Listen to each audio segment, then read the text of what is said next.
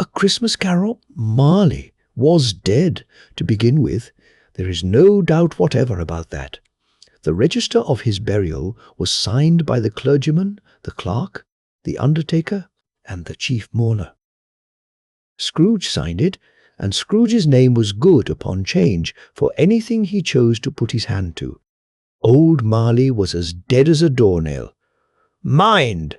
I don't mean to say that I know, of my own knowledge, what there is particularly dead about a doornail.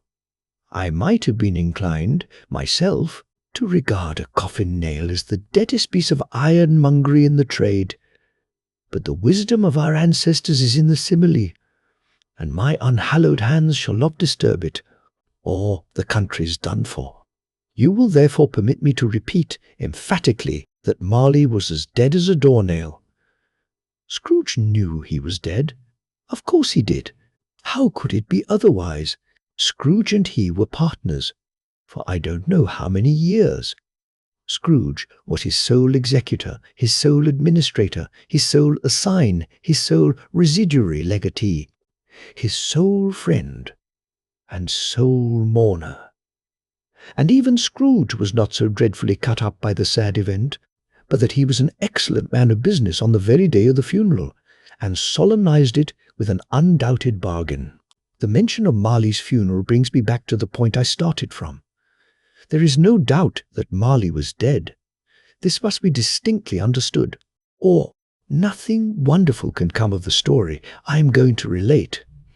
If we were not perfectly convinced that Hamlet's father died before the play began, there would be nothing more remarkable in his taking a stroll at night in an easterly wind upon his own ramparts than there would be in any other middle-aged gentleman rashly turning out after dark in a breezy spot, say St. Paul's churchyard, for instance, literally to astonish his son's weak mind.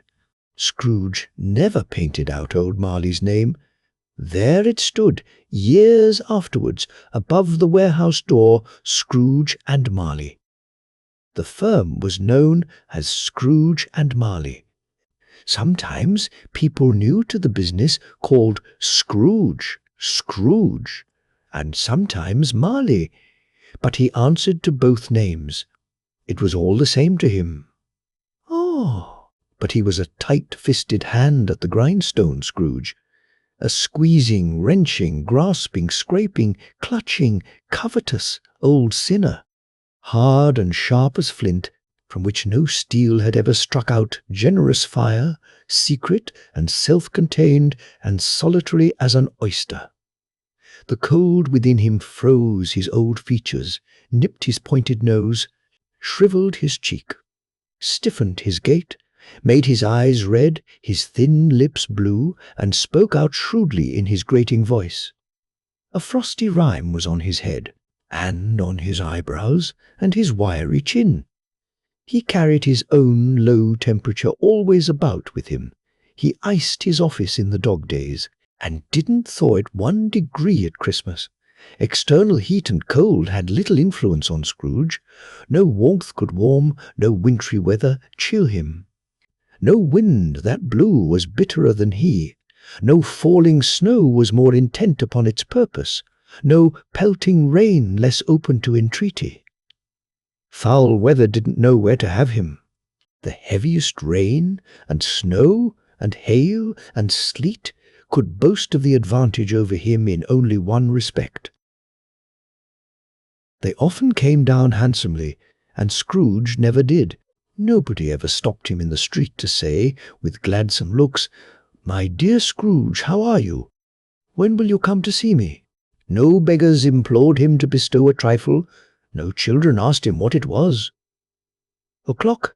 No man or woman ever once in all his life inquired the way to such and such a place of Scrooge. Even the blind men's dogs appeared to know him, and when they saw him coming on, would tug their owners into doorways and up courts, and then would wag their tails as though they said, "No eye at all is better than an evil eye, dark master." But what did Scrooge care? It was the very thing he liked. To edge his way along the crowded paths of life, warning all human sympathy to keep its distance, was what the knowing ones call nuts to Scrooge. Once upon a time, of all the good days in the year, on Christmas Eve, old Scrooge sat busy in his counting-house. It was cold, bleak, biting weather, foggy withal, and he could hear the people in the court outside go wheezing up and down, beating their hands upon their breasts, and stamping their feet upon the pavement stones to warm them. The city clocks had only just gone 3, but it was quite dark already. It had not been light all day, and candles were flaring in the windows of the neighbouring offices like ruddy smears upon the palpable brown air. The fog came pouring in at every chink and keyhole, and was so dense without that although the court was of the narrowest, the houses opposite were mere phantoms. To see the dingy cloud come drooping down, obscuring everything, one might have thought that nature lived hard by, and was brewing on a large scale. The door of Scrooge's counting-house was open, that he might keep his eye upon his clerk, who, in a dismal little cell beyond, a sort of tank, was copying letters. Scrooge had a very small fire, but the clerk's fire was so very much smaller that it looked like one coal. But he couldn't replenish it, for Scrooge kept the coal box in his own room, and so surely as the clerk came in with the shovel, the master predicted that it would be necessary for them to part. Wherefore the clerk put on his white comforter and tried to warm himself at the candle, in which effort, not being a man of a strong imagination, he failed. "A Merry Christmas." "Uncle, God save you!" cried a cheerful voice. It was the voice of Scrooge's nephew, who came upon him so quickly that this was the first intimation he had of his approach. "Bah!" said Scrooge. "Humbug!" He had so heated himself with rapid walking in the fog and frost, this nephew of Scrooge's, that he was all in a glow. His face was ruddy and handsome, his eyes sparkled, and his breath smoked again.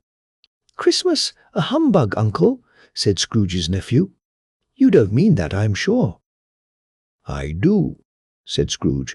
"Merry Christmas. What right have you to be merry?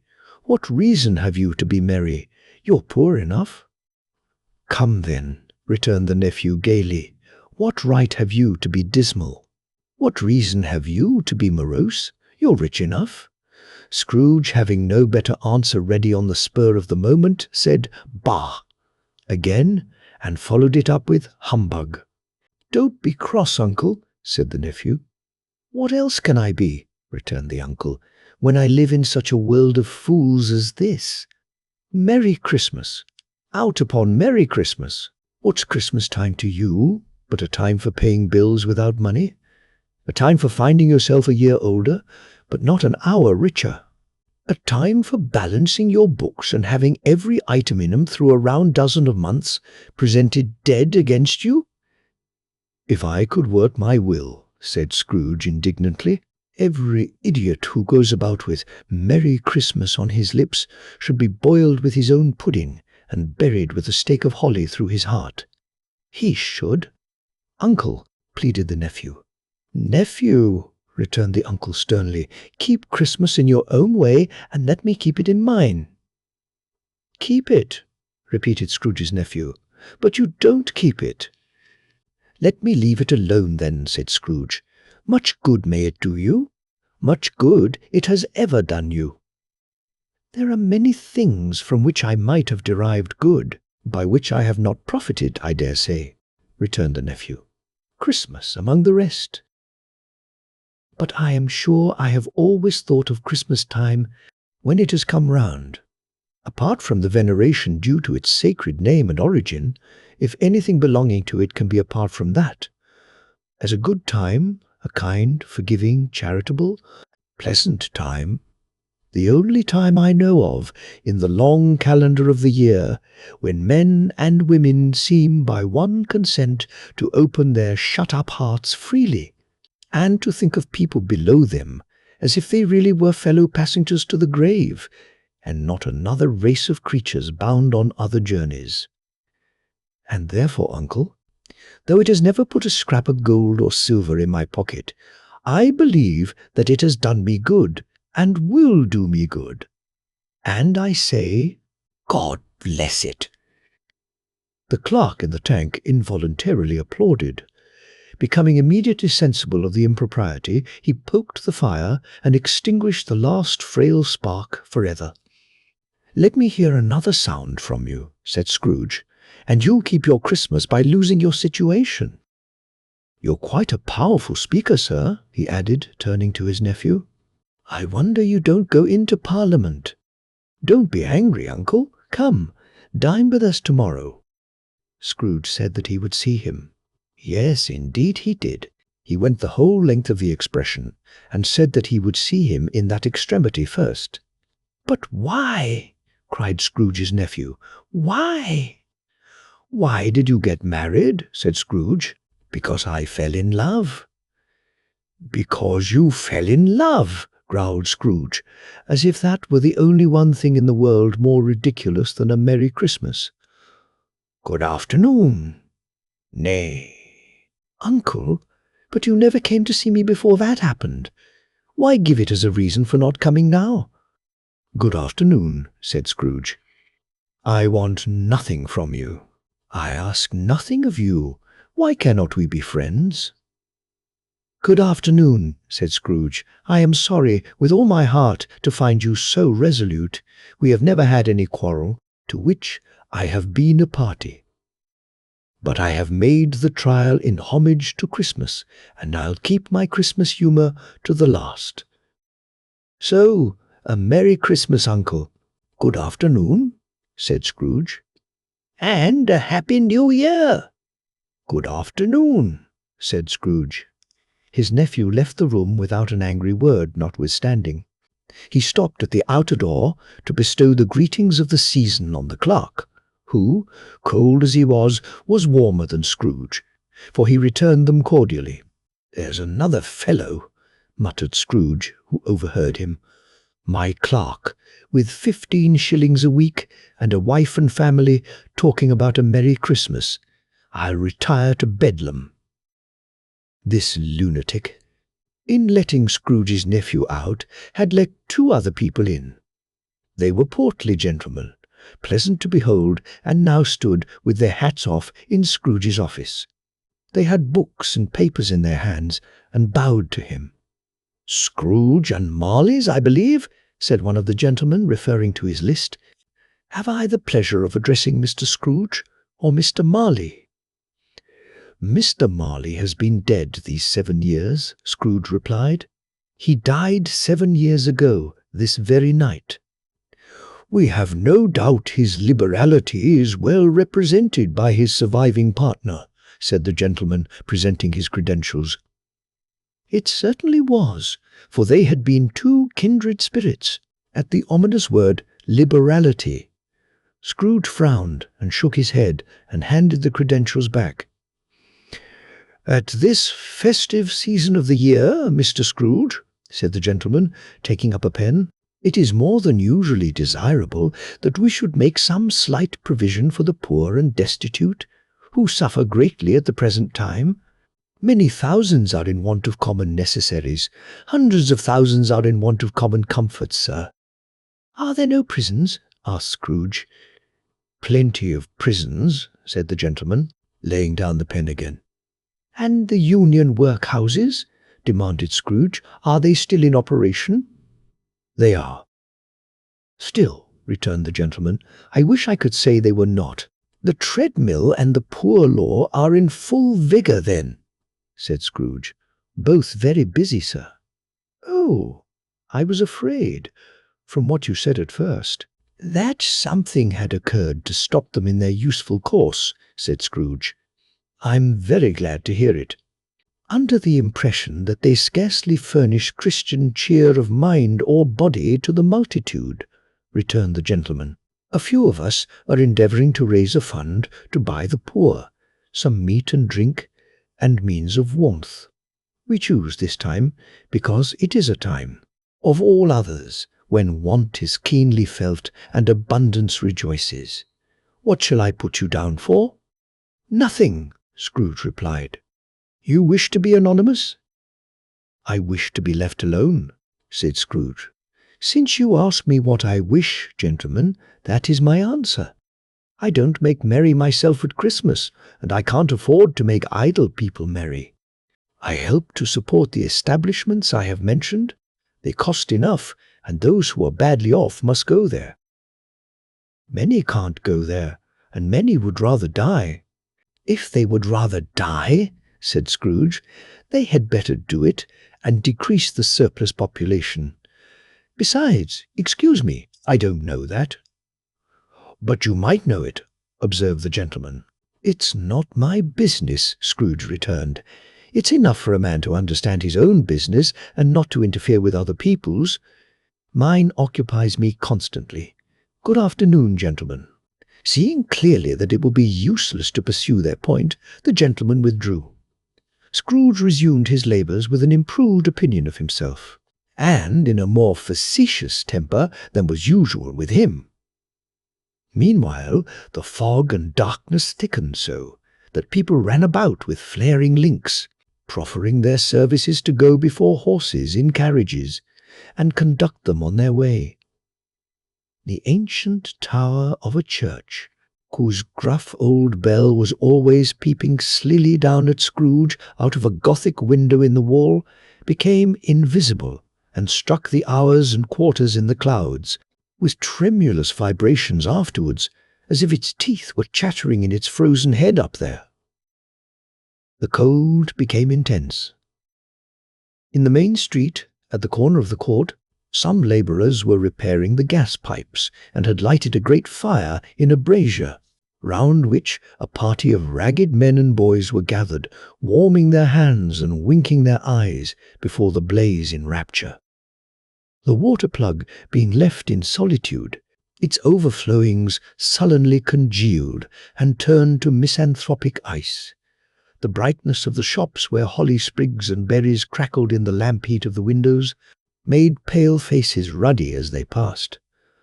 Poulterers' and grocers' trades became a splendid joke, a glorious pageant, with which it was next to impossible to believe that such dull principles as bargain and sale had anything to do.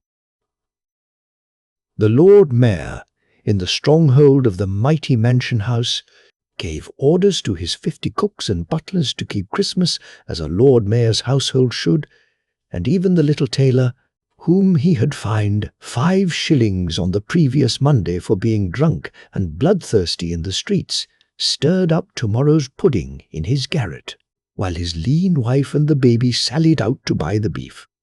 Foggier yet, and colder. Piercing, searching, biting cold.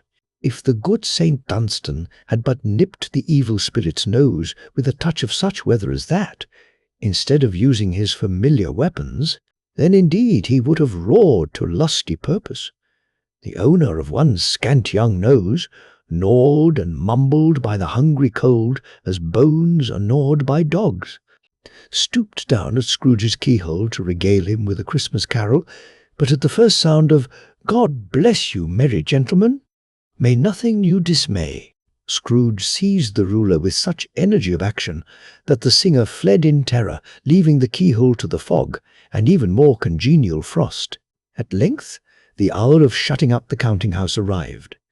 With an ill will, Scrooge dismounted from his stool and tacitly admitted the fact to the expectant clerk in the tank, who instantly snuffed his candle out and put on his hat. "You'll want all day tomorrow, I suppose?" said Scrooge. "If quite convenient, sir." "It's not convenient," said Scrooge, "and it's not fair. If I was to stop £0.50 for it, you'd think yourself ill-used, I'll be bound." The clerk smiled faintly.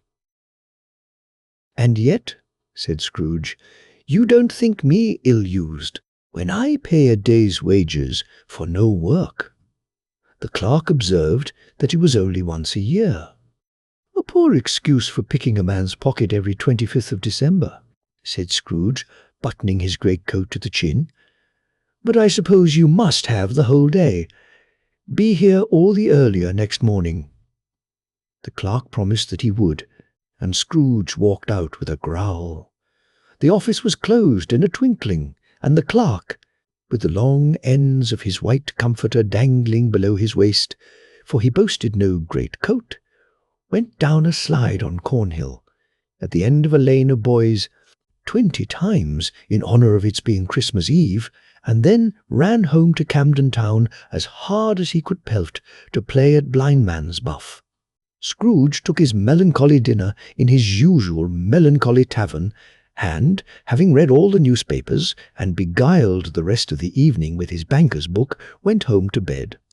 He lived in chambers which had once belonged to his deceased partner. They were a gloomy suite of rooms in a lowering pile of building up a yard, where it had so little business to be that one could scarcely help fancying it must have run there when it was a young house, playing at hide-and-seek with other houses, and forgotten the way out again. It was old enough now and dreary enough, for nobody lived in it but Scrooge, the other rooms being all let out as offices. The yard was so dark that even Scrooge, who knew its every stone, was fain to grope with his hands. The fog and frost so hung about the black old gateway of the house that it seemed as if the genius of the weather sat in mournful meditation on the threshold. Now, it is a fact that there was nothing at all particular about the knocker on the door, except that it was very large. It is also a fact that Scrooge had seen it night and morning during his whole residence in that place. Also, that Scrooge had as little of what is called fancy about him as any man in the city of London, even including, which is a bold word, the corporation, alderman, and livery. Let it also be borne in mind that Scrooge had not bestowed one thought on Marley since his last mention of his 7 years dead partner that afternoon. And then let any man explain to me, if he can, how it happened that Scrooge, having his key in the lock of the door, saw in the knocker, without its undergoing any intermediate process of change, not a knocker, but Marley's face. Marley's face. It was not in impenetrable shadow as the other objects in the yard were, but had a dismal light about it, like a bad lobster in a dark cellar. It was not angry or ferocious, but looked at Scrooge as Marley used to look, with ghostly spectacles turned up on its ghostly forehead. The hair was curiously stirred, as if by breath or hot air, and, though the eyes were wide open, they were perfectly motionless. That and its vivid colour made it horrible, but its horror seemed to be in spite of the face and beyond its control, rather than a part of its own expression. As Scrooge looked fixedly at this phenomenon, it was a knocker again. To say that he was not startled, or that his blood was not conscious of a terrible sensation to which it had been a stranger from infancy, would be untrue. But he put his hand upon the key he had relinquished, turned it sturdily, walked in, and lighted his candle. He did pause, with a moment's irresolution, before he shut the door, and he did look cautiously behind it first, as if he half expected to be terrified with the sight of Marley's pigtail sticking out into the hall. But there was nothing on the back of the door, except the screws and nuts that held the knocker on, so he said, "Pooh, pooh," and closed it with a bang. The sound resounded through the house like thunder. Every room above and every cask in the wine merchant's cellars below appeared to have a separate peal of echoes of its own. Scrooge was not a man to be frightened by echoes. He fastened the door and walked across the hall and up the stairs, slowly too, trimming his candle as he went. You may talk vaguely about driving a coach, and 6 up a good old flight of stairs, or through a bad young Act of Parliament. But I mean to say you might have got a hearse up that staircase, and taken it broadwise, with the splinter bar towards the wall, and the door towards the balustrades, and done it easy. There was plenty of width for that, and room to spare, which is perhaps the reason why Scrooge thought he saw a locomotive hearse going on before him in the gloom. Half a dozen gas lamps out of the street wouldn't have lighted the entry too well, so you may suppose that it was pretty dark with Scrooge's dip. Up Scrooge went, not caring a button for that. Darkness is cheap, and Scrooge liked it. But before he shut his heavy door, he walked through his rooms to see that all was right. He had just enough recollection of the face to desire to do that. Sitting room, bedroom, lumber room, all as they should be. Nobody under the table, nobody under the sofa, a small fire in the grate, spoon and basin ready, and the little saucepan of gruel. Scrooge had a cold in his head upon the hob. Nobody under the bed, nobody in the closet, nobody in his dressing gown, which was hanging up in a suspicious attitude against the wall. Lumber room as usual. Old fireguard, old shoes, 2 fish baskets, washing stand on 3 legs, and a poker. Quite satisfied, he closed his door and locked himself in, double-locked himself in, which was not his custom. Thus, secured against surprise, he took off his cravat, put on his dressing gown and slippers, and his nightcap, and sat down before the fire to take his gruel. It was a very low fire indeed, nothing on such a bitter night. He was obliged to sit close to it and brood over it before he could extract the least sensation of warmth from such a handful of fuel. The fireplace was an old one, built by some Dutch merchant long ago, and paved all round with quaint Dutch tiles, designed to illustrate the Scriptures. There were Cains and Abels, Pharaoh's daughters, queens of Sheba, angelic messengers descending through the air on clouds like feather-beds, Abrahams, Belshazzars, apostles putting off to sea in butter-boats, hundreds of figures to attract his thoughts. And yet that face of Marley, 7 years dead, came like the ancient prophet's rod and swallowed up the whole. If each smooth tile had been a blank at first, with power to shape some picture on its surface from the disjointed fragments of his thoughts, there would have been a copy of old Marley's head on everyone. "Humbug!" said Scrooge, and walked across the room. After several turns, he sat down again. As he threw his head back in the chair, his glance happened to rest upon a bell, a disused bell, that hung in the room, and communicated for some purpose now forgotten with a chamber in the highest story of the building. It was with great astonishment, and with a strange, inexplicable dread, that as he looked he saw this bell begin to swing. It swung so softly in the outset that it scarcely made a sound, but soon it rang out loudly, and so did every bell in the house. This might have lasted half a minute, or a minute, but it seemed an hour. The bells ceased as they had begun, together. They were succeeded by a clanking noise, deep down below, as if some person were dragging a heavy chain over the casks in the wine merchant's cellar.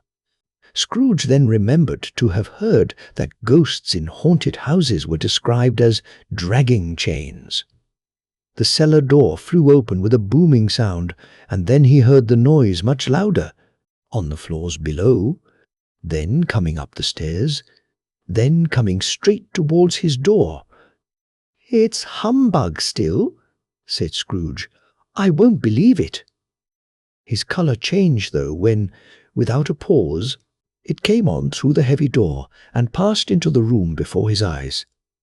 Upon its coming in, the dying flame leaped up as though it cried, "I know him, Marley's ghost," and fell again. The same face, the very same. Marley in his pigtail, usual waistcoat, tights and boots, the tassels on the latter bristling like his pigtail and his coat-skirts, and the hair upon his head. The chain he drew was clasped about his middle. It was long and wound about him like a tail, and it was made, for Scrooge observed it closely, of cash-boxes, keys, padlocks, ledgers, deeds, and heavy purses wrought in steel. His body was transparent, so that Scrooge, observing him, and looking through his waistcoat, could see the 2 buttons on his coat behind. Scrooge had often heard it said that Marley had no bowels, but he had never believed it until now. No, nor did he believe it even now.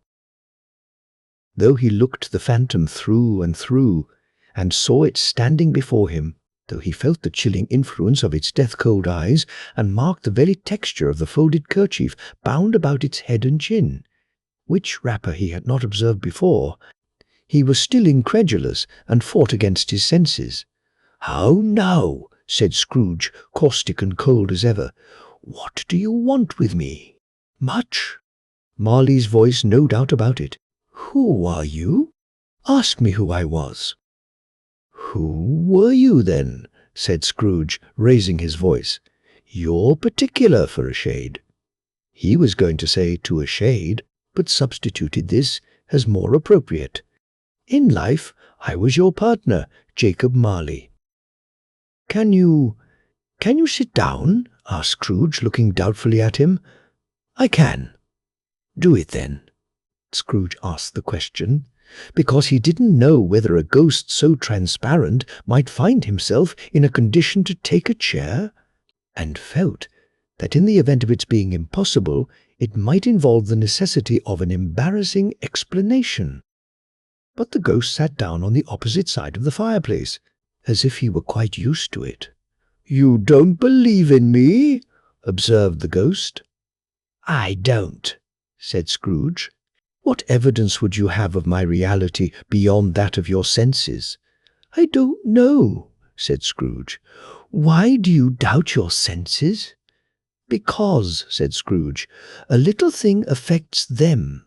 A slight disorder of the stomach makes them cheats. You may be an undigested bit of beef, a blot of mustard, a crumb of cheese, a fragment of an underdone potato. There's more of gravy than of grave about you, whatever you are." Scrooge was not much in the habit of cracking jokes, nor did he feel, in his heart, by any means waggish then. The truth is that he tried to be smart as a means of distracting his own attention and keeping down his terror, for the spectre's voice disturbed the very marrow in his bones. To sit staring at those fixed, glazed eyes in silence for a moment would play, Scrooge felt, the very deuce with him. There was something very awful, too, in the spectre's being provided with an infernal atmosphere of its own. Scrooge could not feel it himself, but this was clearly the case, for though the ghost sat perfectly motionless, its hair and skirts and tassels were still agitated as by the hot vapour from an oven. "You see this toothpick?" said Scrooge, returning quickly to the charge, for the reason just assigned, and wishing, though it were only for a second, to divert the vision's stony gaze from himself. "I do," replied the ghost. "You are not looking at it," said Scrooge. "But I see it," said the ghost, notwithstanding. "Well," returned Scrooge, "I have but to swallow this, and be for the rest of my days persecuted by a legion of goblins, all of my own creation. Humbug, I tell you, humbug." At this the spirit raised a frightful cry, and shook its chain with such a dismal and appalling noise that Scrooge held on tight to his chair, to save himself from falling in a swoon. But how much greater was his horror when the phantom, taking off the bandage round its head, as if it were too warm to wear indoors, its lower jaw dropped down upon its breast. Scrooge fell upon his knees and clasped his hands before his face. "Mercy!" he said. "Dreadful apparition! Why do you trouble me?" "Man of the worldly mind," replied the ghost, "do you believe in me or not?" "I do," said Scrooge. "I must. But why do spirits walk the earth, and why do they come to me?" "It is required of every man," the ghost returned, "that the spirit within him should walk abroad among his fellow men and travel far and wide, and if that spirit goes not forth in life, it is condemned to do so after death. It is doomed to wander through the world. Oh, woe is me! And witness what it cannot share, but might have shared on earth, and turned to happiness." Again the spectre raised a cry, and shook its chain and wrung its shadowy hands. "You are fettered," said Scrooge, trembling. "Tell me why." "I wear the chain I forged in life," replied the ghost. "I made it link by link, and yard by yard I girded it on of my own free will. And of my own free will I wore it. Is its pattern strange to you?" Scrooge trembled more and more. "Or would you know," pursued the ghost, "the weight and length of the strong coil you bear yourself? It was full as heavy and as long as this 7 Christmas Eves ago. You have laboured on it since. It is a ponderous chain." Scrooge glanced about him on the floor, in the expectation of finding himself surrounded by some 50 or 60 fathoms of iron cable, but he could see nothing. "Jacob," he said imploringly, "old Jacob Marley, tell me more. Speak comfort to me, Jacob. I have none to give," the ghost replied. "It comes from other regions, Ebenezer Scrooge, and is conveyed by other ministers to other kinds of men. Nor can I tell you what I would. A very little more is all permitted to me. I cannot rest, I cannot stay, I cannot linger anywhere. My spirit never walked beyond our counting-house. Mark me. In life my spirit never roved beyond the narrow limits of our money-changing hole, and weary journeys lie before me." It was a habit with Scrooge, whenever he became thoughtful, to put his hands in his breeches pockets. Pondering on what the ghost had said, he did so now, but without lifting up his eyes or getting off his knees. "You must have been very slow about it, Jacob," Scrooge observed, in a businesslike manner, though with humility and deference. "Slow?" the ghost repeated. 7 years dead," mused Scrooge. "And travelling all the time?"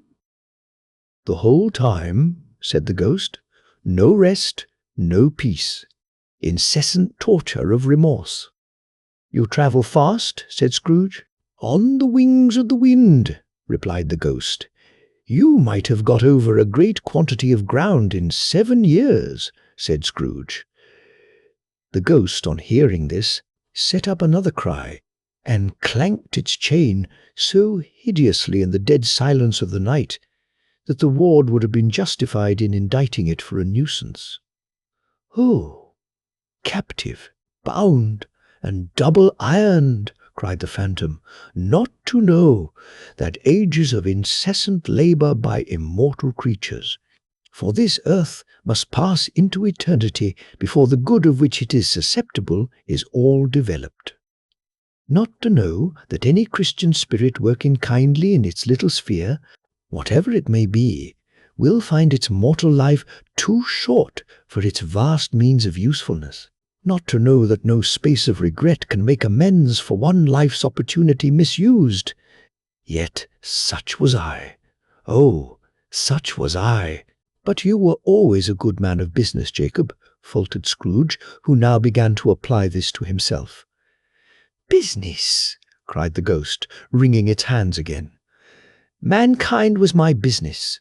The common welfare was my business. Charity, mercy, forbearance, and benevolence were all my business.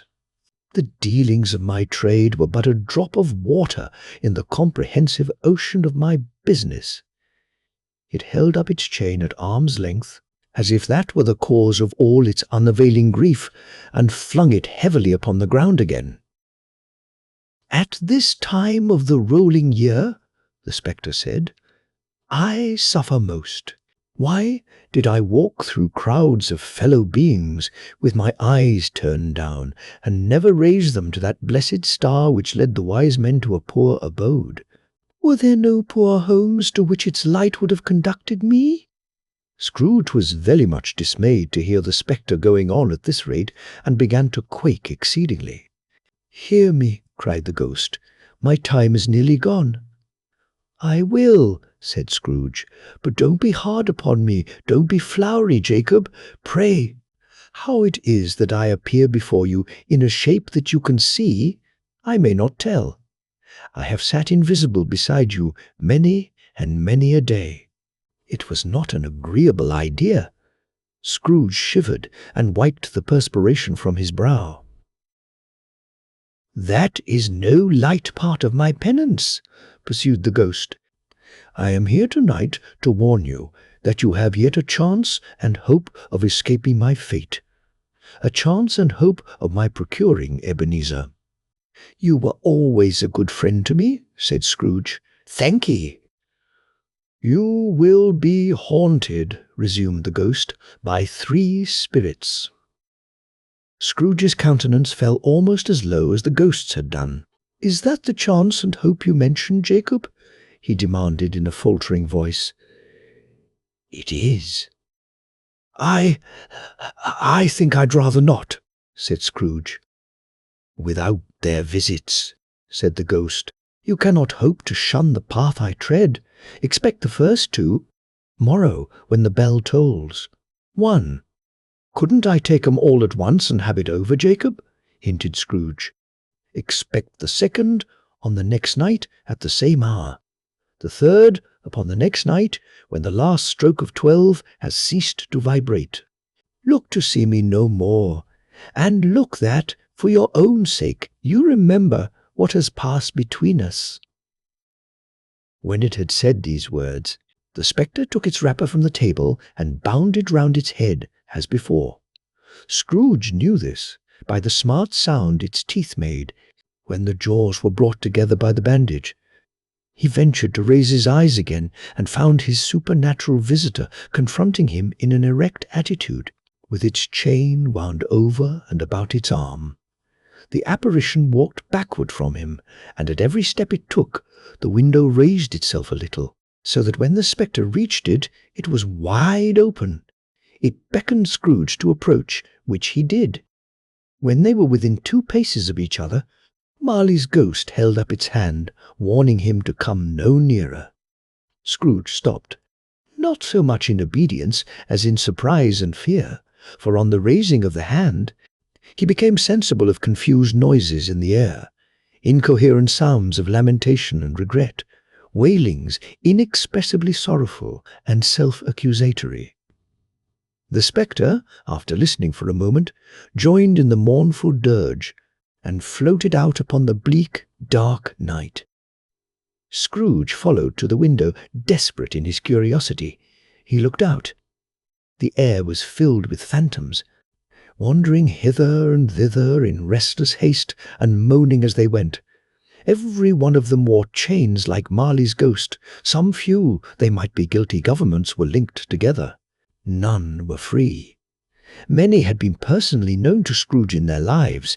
He had been quite familiar with one old ghost in a white waistcoat, with a monstrous iron safe attached to its ankle, who cried piteously at being unable to assist a wretched woman with an infant, whom it saw below, upon a doorstep. The misery with them all was, clearly, that they sought to interfere, for good, in human matters, and had lost the power for ever. Whether these creatures faded into mist, or mist enshrouded them, he could not tell. But they and their spirit voices faded together, and the night became as it had been when he walked home. Scrooge closed the window, and examined the door by which the ghost had entered. It was double-locked, as he had locked it with his own hands, and the bolts were undisturbed. He tried to say, "Humbug," but stopped at the first syllable. And being, from the emotion he had undergone, or the fatigues of the day, or his glimpse of the invisible world, or the dull conversation of the ghost, or the lateness of the hour, much in need of repose, went straight to bed without undressing, and fell asleep upon the instant. When Scrooge awoke, it was so dark that, looking out of bed, he could scarcely distinguish the transparent window from the opaque walls of his chamber. He was endeavouring to pierce the darkness with his ferret eyes when the chimes of a neighbouring church struck the 4 quarters. So he listened for the hour. To his great astonishment, the heavy bell went on from 6 to 7, and from 7 to 8, and regularly up to 12, then stopped. 12. It was past 2 when he went to bed. The clock was wrong. An icicle must have got into the works. 12. He touched the spring of his repeater to correct this most preposterous clock. Its rapid little pulse beat 12 and stopped. "Why, it isn't possible," said Scrooge, "that I can have slept through a whole day and far into another night. It isn't possible that anything has happened to the sun, and this is 12 at noon." The idea being an alarming one, he scrambled out of bed and groped his way to the window. He was obliged to rub the frost off with the sleeve of his dressing gown before he could see anything, and could see very little then. All he could make out was that it was still very foggy and extremely cold, and that there was no noise of people running to and fro and making a great stir, as there unquestionably would have been if night had beaten off bright day and taken possession of the world. This was a great relief, because 3 days after sight of this first of exchange, pay to Mr. Ebenezer Scrooge, or his order, and so forth, would have become a mere United States security if there were no days to count by. Scrooge went to bed again, and thought and thought and thought it over and over and over, and could make nothing of it. The more he thought, the more perplexed he was, and the more he endeavoured not to think, the more he thought. Marley's ghost bothered him exceedingly. Every time he resolved within himself, after mature inquiry, that it was all a dream, his mind flew back again, like a strong spring released, to its first position, and presented the same problem to be worked all through. Was it a dream or not? Scrooge lay in this state until the chime had gone 3/4 more, when he remembered, on a sudden, that the ghost had warned him of a visitation when the bell tolled 1. He resolved to lie awake until the hour was past, and, considering that he could no more go to sleep than go to heaven, this was perhaps the wisest resolution in his power. The quarter was so long that he was more than once convinced he must have sunk into a doze unconsciously and missed the clock. At length it broke upon his listening ear. "Ding-dong!" "A quarter past," said Scrooge, counting. "Ding-dong!" "Half-past," said Scrooge. "Ding-dong!" "A quarter to it," said Scrooge. "Ding-dong!" "The hour itself," said Scrooge triumphantly, "and nothing else. He spoke before the hour bell sounded, which it now did with a deep, dull, hollow melancholy. 1.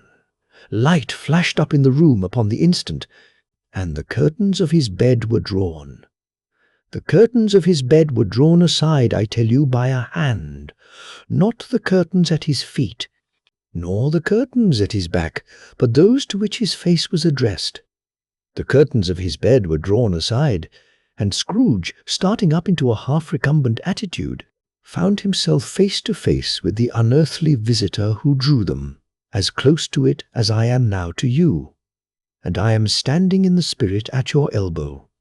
It was a strange figure, like a child, yet not so like a child as like an old man, viewed through some supernatural medium, which gave him the appearance of having receded from the view, and being diminished to a child's proportions.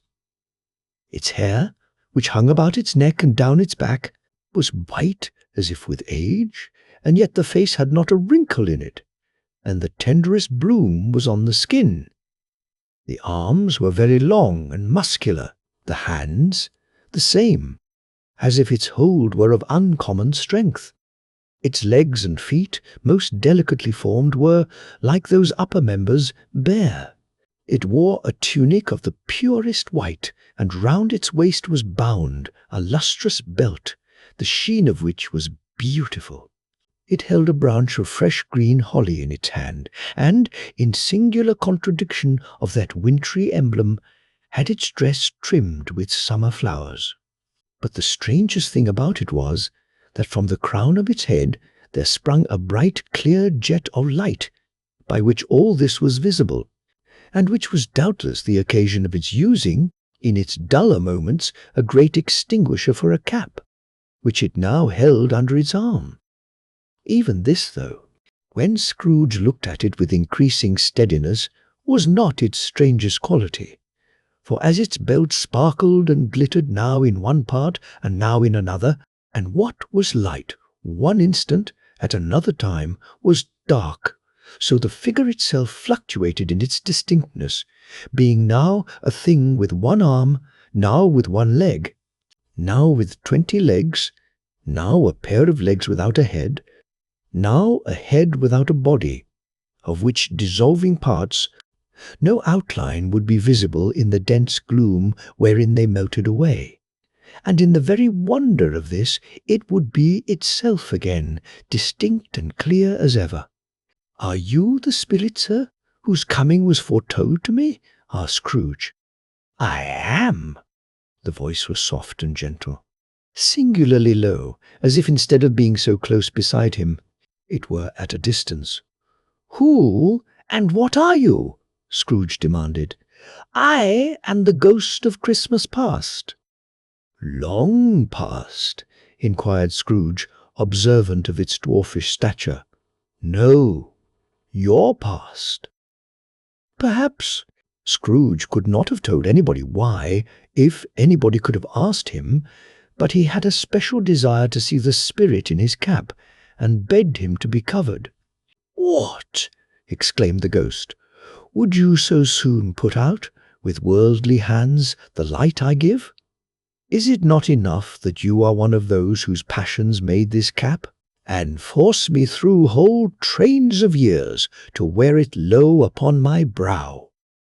Scrooge reverently disclaimed all intention to offend, or any knowledge of having wilfully bonneted the spirit at any period of his life. He then made bold to inquire what business brought him there. "Your welfare," said the ghost. Scrooge expressed himself much obliged, but could not help thinking that a night of unbroken rest would have been more conducive to that end. The spirit must have heard him thinking, for it said immediately, "Your reclamation, then. Take heed." It put out its strong hand as it spoke, and clasped him gently by the arm. "Rise, and walk with me." It would have been in vain for Scrooge to plead that the weather and the hour were not adapted to pedestrian purposes. That bed was warm, and the thermometer a long way below freezing, that he was clad but lightly in his slippers, dressing-gown, and nightcap, and that he had a cold upon him at that time. The grasp, though gentle as a woman's hand, was not to be resisted. He rose, but finding that the spirit made towards the window, clasped his robe in supplication. "I am a mortal," Scrooge remonstrated, "and liable to fall." "Bear but a touch of my hand there," said the spirit, laying it upon his heart, "and you shall be upheld in more than this." As the words were spoken, they passed through the wall, and stood upon an open country road with fields on either hand. The city had entirely vanished. Not a vestige of it was to be seen. The darkness and the mist had vanished with it, for it was a clear, cold, winter day, with snow upon the ground. "Good heaven!" said Scrooge, clasping his hands together as he looked about him. "I was bred in this place. I was a boy here." The spirit gazed upon him mildly. Its gentle touch, though it had been light and instantaneous, appeared still present to the old man's sense of feeling. He was conscious of 1,000 odours floating in the air, each one connected with 1,000 thoughts and hopes and joys and cares long, long forgotten. "Your lip is trembling," said the ghost. "And what is that upon your cheek?" Scrooge muttered, with an unusual catching in his voice, that it was a pimple, and begged the ghost to lead him where he would. "You recollect the way?" inquired the spirit. "Remember it!" cried Scrooge with fervour. "I could walk it blindfold." "Strange to have forgotten it for so many years," observed the ghost. "Let us go on." They walked along the road, Scrooge recognizing every gate and post and tree, until a little market town appeared in the distance, with its bridge, its church, and winding river. Some shaggy ponies now were seen trotting towards them with boys upon their backs, who called to other boys in country gigs and carts, driven by farmers. All these boys were in great spirits and shouted to each other, until the broad fields were so full of merry music that the crisp air laughed to hear it. "These are but shadows of the things that have been," said the ghost. "They have no consciousness of us." The jocund travellers came on, and as they came, Scrooge knew and named them every one. Why was he rejoiced beyond all bounds to see them? Why did his cold eye glisten and his heart leap up as they went past? Why was he filled with gladness when he heard them give each other "Merry Christmas" as they parted at crossroads and byways for their several homes? What was Merry Christmas to Scrooge? Out upon Merry Christmas! What good had it ever done to him? "The school is not quite deserted," said the ghost. "A solitary child, neglected by his friends, is left there still." Scrooge said he knew it, and he sobbed. They left the high road by a well-remembered lane, and soon approached a mansion of dull red brick, with a little weathercock-surmounted cupola on the roof and a bell hanging in it. It was a large house, but one of broken fortrums, for the spacious offices were little used. Their walls were damp and mossy, their windows broken, and their gates decayed. Fowls clucked and strutted in the stables, and the coach-houses and sheds were overrun with grass. Nor was it more retentive of its ancient state within, for entering the dreary hall, and glancing through the open doors of many rooms, they found them poorly furnished, cold, and vast. There was an earthy savour in the air, a chilly bareness in the place, which associated itself somehow with too much getting up by candlelight and not too much to eat. They went, the ghost and Scrooge, across the hall, to a door at the back of the house. It opened before them and disclosed a long, bare, melancholy room, made barer still by lines of plain deal forms and desks. At one of these a lonely boy was reading near a feeble fire, and Scrooge sat down upon a form, and wept to see his poor, forgotten self as he used to be. Not a latent echo in the house, not a squeak and scuffle from the mice behind the panelling, not a drip from the half-thawed waterspout in the dull yard behind, not a sigh among the leafless boughs of one despondent poplar, not the idle swinging of an empty storehouse door, no, not a clicking in the fire, but fell upon the heart of Scrooge with a softening influence, and gave a freer passage to his tears. The spirit touched him on the arm and pointed to his younger self, intent upon his reading. Suddenly, a man, in foreign garments, wonderfully real and distinct to look at, stood outside the window, with an axe stuck in his belt, and leading by the bridle an ass laden with wood. "Why, it's Ali Baba!" Scrooge exclaimed in ecstasy. "It's dear old honest Ali Baba! Yes, yes, I know. One Christmas time, when yonder solitary child was left here all alone, he did come, for the first time, just like that." "Poor boy! And Valentine," said Scrooge, "and his wild brother Orson, there they go. And what's his name, who was put down in his drawers? Asleep? At the gate of Damascus? Don't you see him? And the Sultan's groom turned upside down by the genii. There he is upon his head. Serve him right. I'm glad of it. What business had he to be married to the princess?" To hear Scrooge expending all the earnestness of his nature on such subjects, in a most extraordinary voice between laughing and crying, and to see his heightened and excited face, would have been a surprise to his business friends in the city, indeed. "There's the parrot," cried Scrooge. "Green body and yellow tail, with a thing like a lettuce growing out of the top of his head. There he is."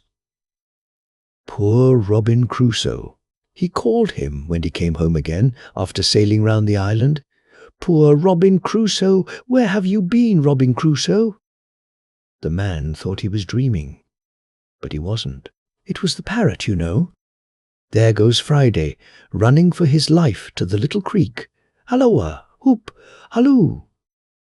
Then, with a rapidity of transition very foreign to his usual character, he said in pity for his former self, "Poor boy," and cried again.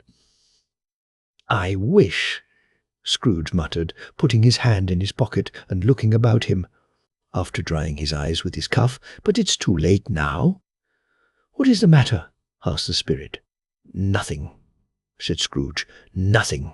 There was a boy singing a Christmas carol at my door last night.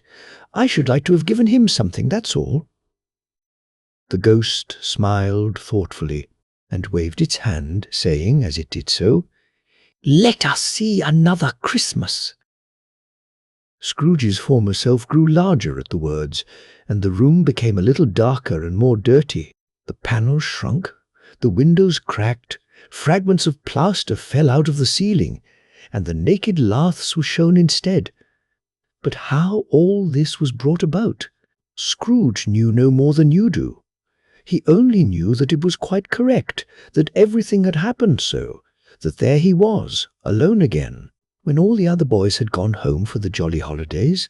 He was not reading now, but walking up and down despairingly. Scrooge looked at the ghost, and with a mournful shaking of his head, glanced anxiously towards the door.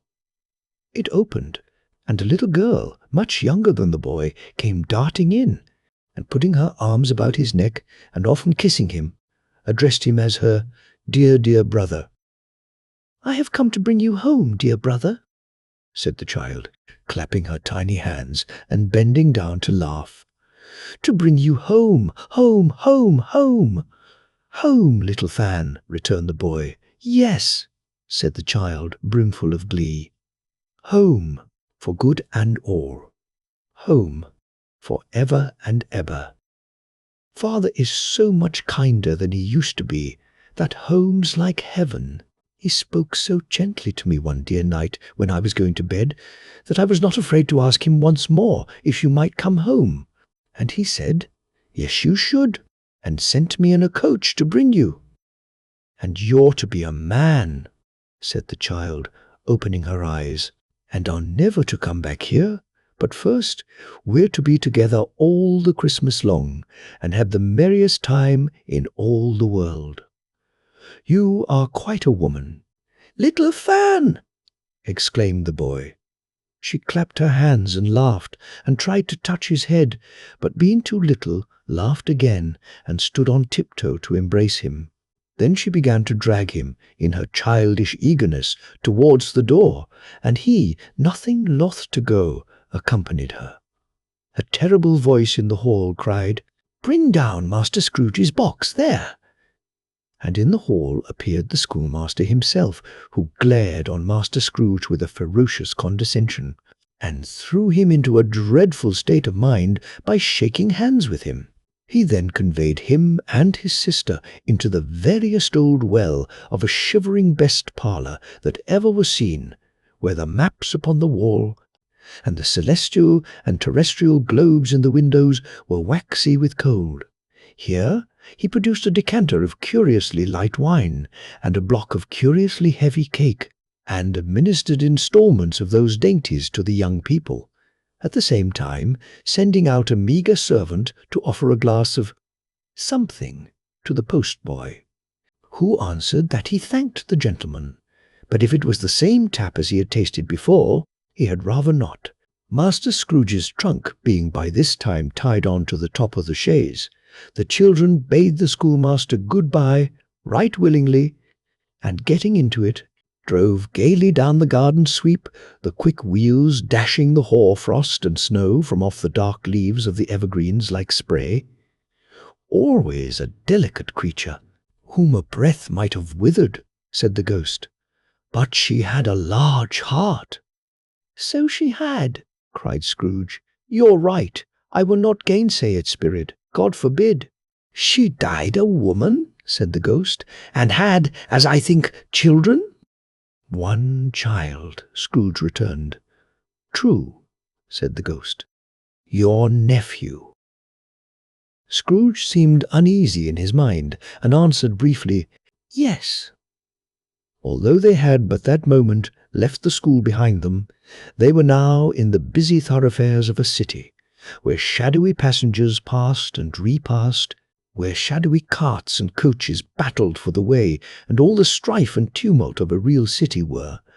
It was made plain enough, by the dressing of the shops, that here too it was Christmas time again, but it was evening, and the streets were lighted up. The ghost stopped at a certain warehouse door, and asked Scrooge if he knew it. "Know it?" said Scrooge. "Was I apprenticed here?" They went in.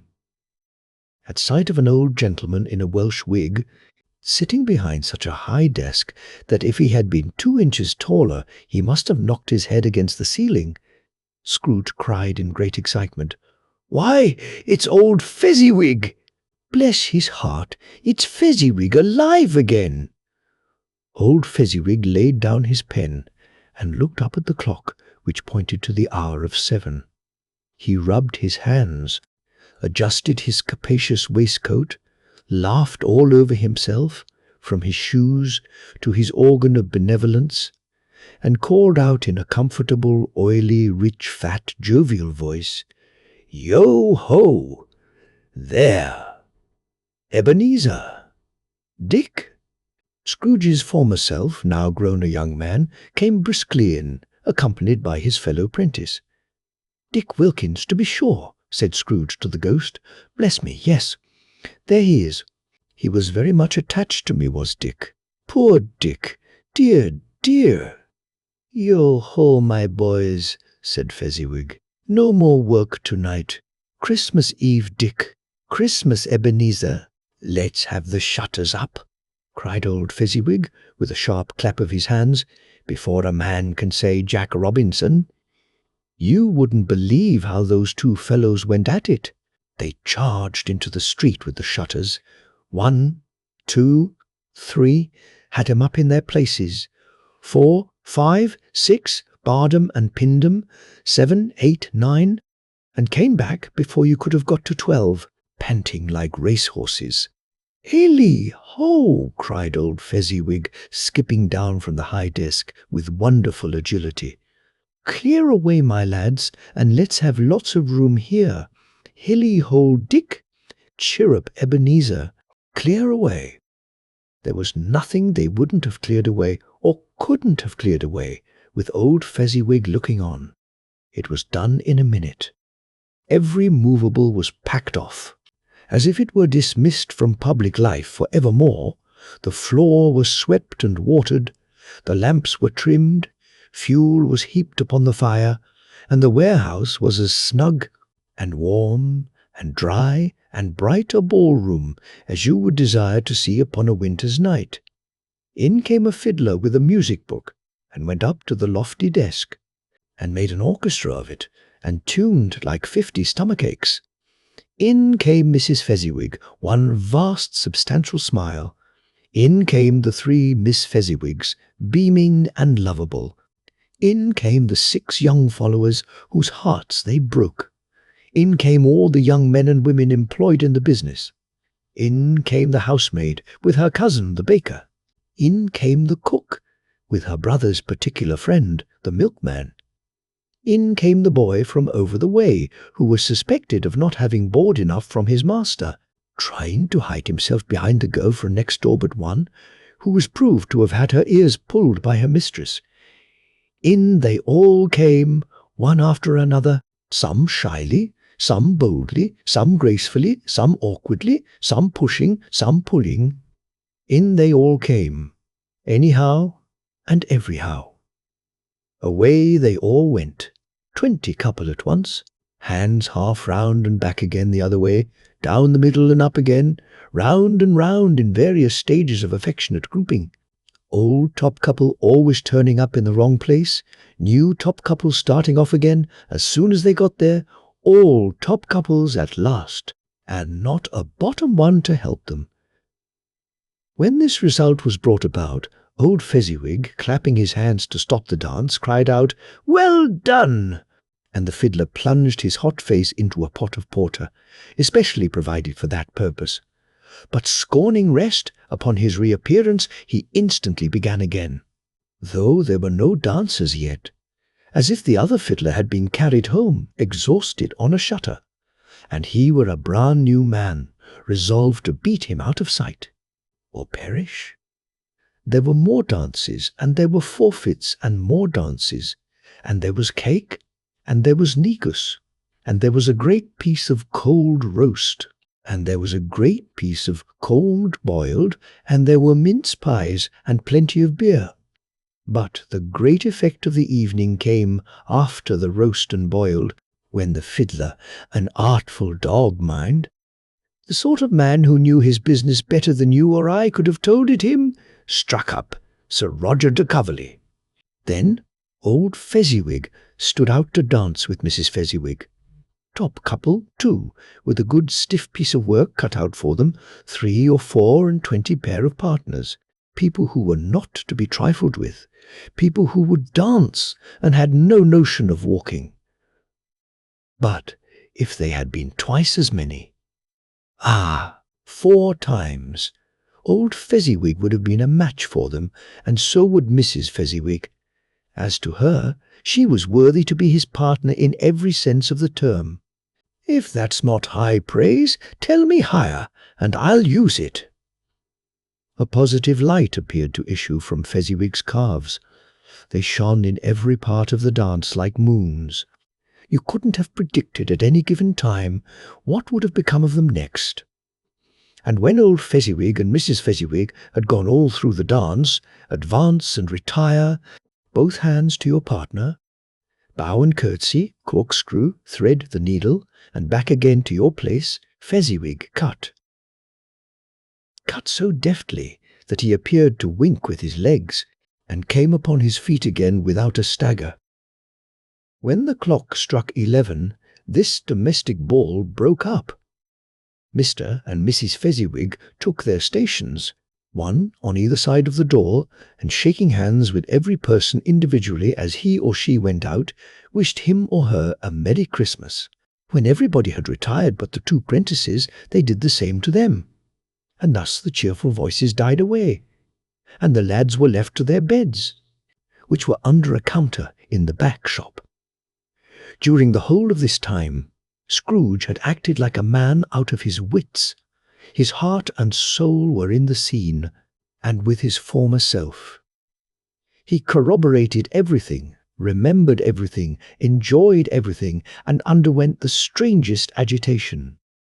It was not until now, when the bright faces of his former self and Dick were turned from them, that he remembered the ghost, and became conscious that it was looking full upon him, while the light upon its head burnt very clear.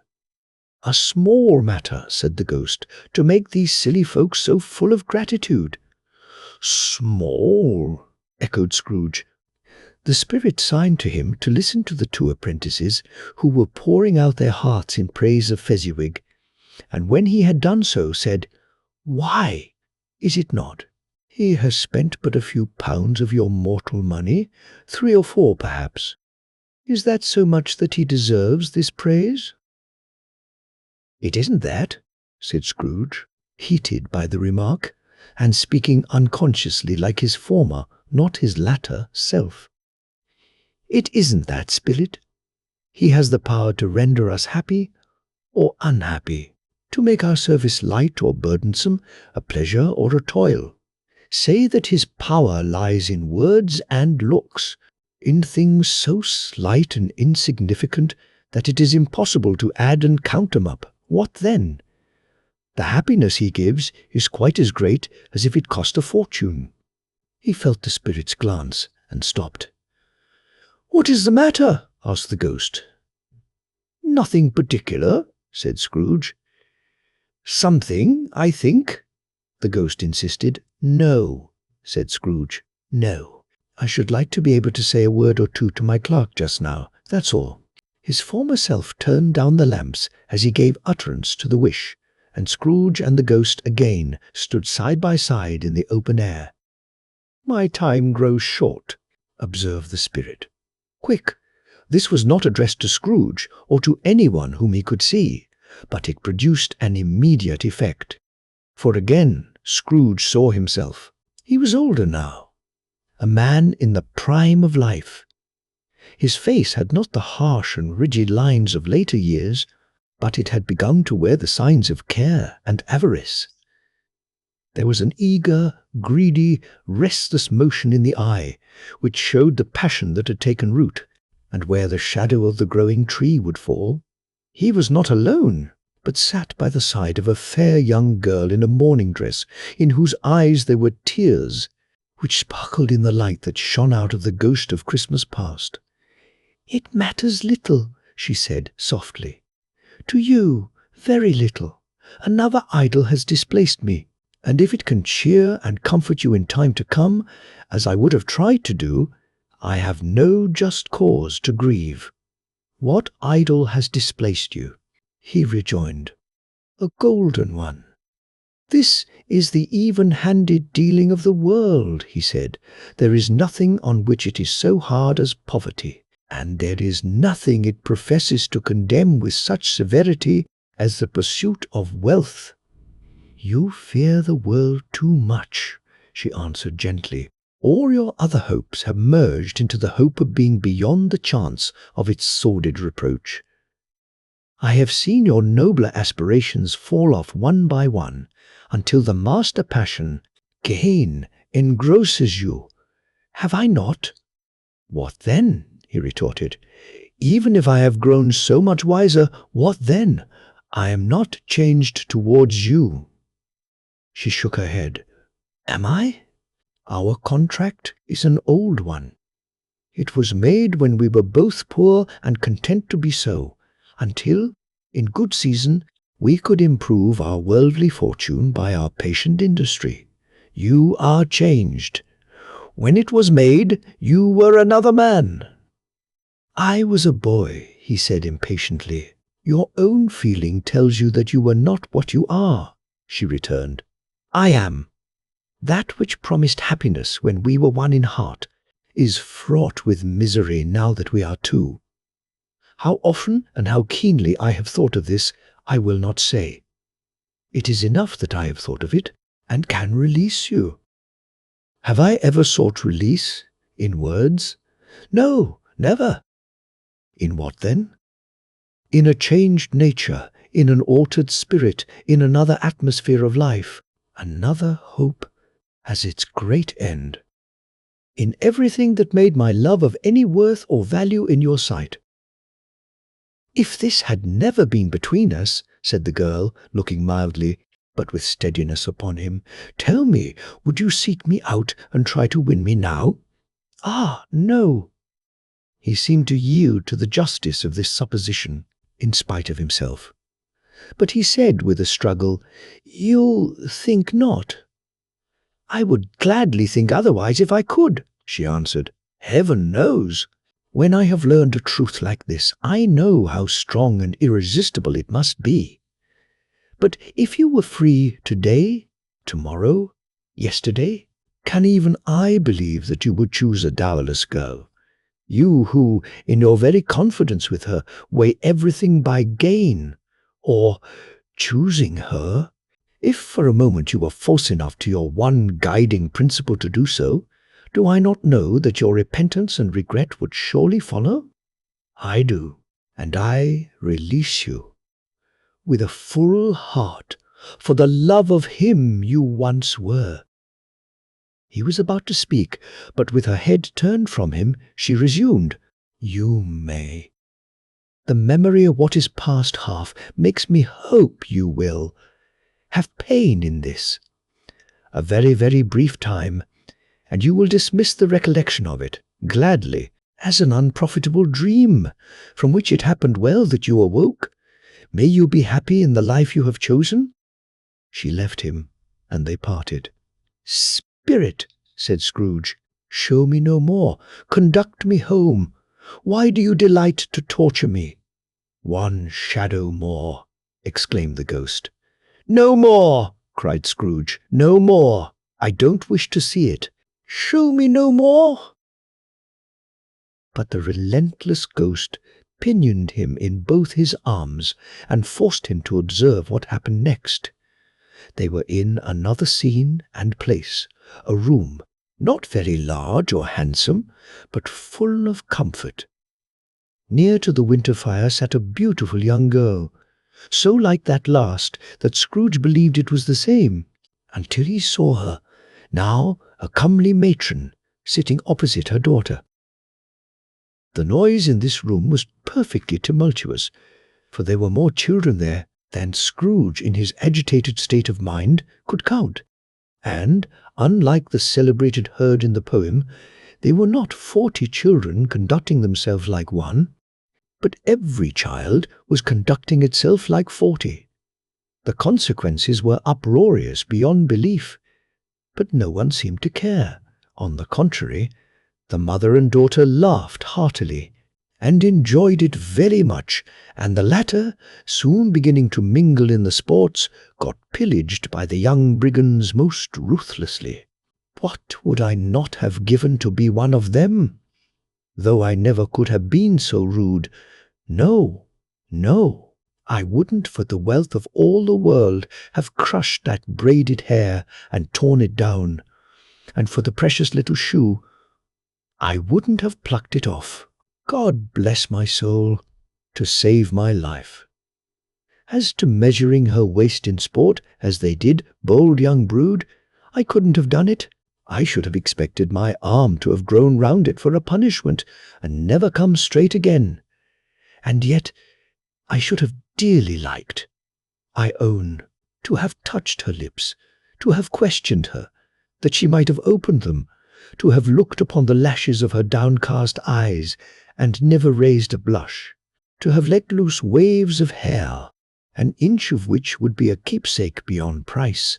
In short, I should have liked, I do confess, to have had the lightest license of a child, and yet to have been man enough to know its value. But now a knocking at the door was heard, and such a rush immediately ensued that she, with laughing face and plundered dress, was borne towards it, the centre of a flushed and boisterous group, just in time to greet the father, who came home attended by a man laden with Christmas toys and presents. Then the shouting and the struggling, and the onslaught that was made on the defenceless porter, the scaling him with chairs for ladders to dive into his pockets, despoil him of brown paper parcels, hold on tight by his cravat, hug him round his neck, pommel his back, and kick his legs in irrepressible affection. The shouts of wonder and delight with which the development of every package was received, the terrible announcement that the baby had been taken in the act of putting a doll's frying pan into his mouth, and was more than suspected of having swallowed a fictitious turkey, glued on a wooden platter, the immense relief of finding this a false alarm, the joy and gratitude and ecstasy. They are all indescribable alike. It is enough that by degrees the children and their emotions got out of the parlour, and by one stair at a time, up to the top of the house, where they went to bed, and so subsided. And now Scrooge looked on more attentively than ever, when the master of the house, having his daughter leaning fondly on him, sat down with her and her mother at his own fireside, and when he thought that such another creature, quite as graceful and as full of promise, might have called him father, and been a springtime in the haggard winter of his life, his sight grew very dim indeed. "Belle," said the husband, turning to his wife with a smile, "I saw an old friend of yours this afternoon. Who was it? Guess. How can I?" "Tut, don't I know?" she added in the same breath, laughing as he laughed. Mr. Scrooge. Mr. Scrooge it was. I passed his office window, and as it was not shut up, and he had a candle inside, I could scarcely help seeing him. His partner lies upon the point of death, I hear, and there he sat alone. Quite alone in the world, I do believe. Spirit, said Scrooge in a broken voice, remove me from this place. I told you these were shadows of the things that have been, said the ghost. That they are what they are, do not blame me. Remove me, Scrooge exclaimed. I cannot bear it. He turned upon the ghost, and seeing that it looked upon him with a face in which, in some strange way, there were fragments of all the faces it had shown him, wrestled with it. Leave me! Take me back! Haunt me no longer! In the struggle, if that can be called a struggle, in which the ghost, with no visible resistance on its own part, was undisturbed by any effort of its adversary, Scrooge observed that its light was burning high and bright, and dimly connecting that with its influence over him, he seized the extinguisher cap, and by a sudden action pressed it down upon its head. The spirit dropped beneath it, so that the extinguisher covered its whole form, but though Scrooge pressed it down with all his force, he could not hide the light which streamed from under it in an unbroken flood upon the ground. He was conscious of being exhausted and overcome by an irresistible drowsiness, and, further, of being in his own bedroom. He gave the cap a parting squeeze in which his hand relaxed, and had barely time to reel to bed before he sank into a heavy sleep. Awaking in the middle of a prodigiously tough snore, and sitting up in bed to get his thoughts together, Scrooge had no occasion to be told that the bell was again upon the stroke of 1. He felt that he was restored to consciousness in the right nick of time, for the especial purpose of holding a conference with the second messenger dispatched to him through Jacob Marley's intervention.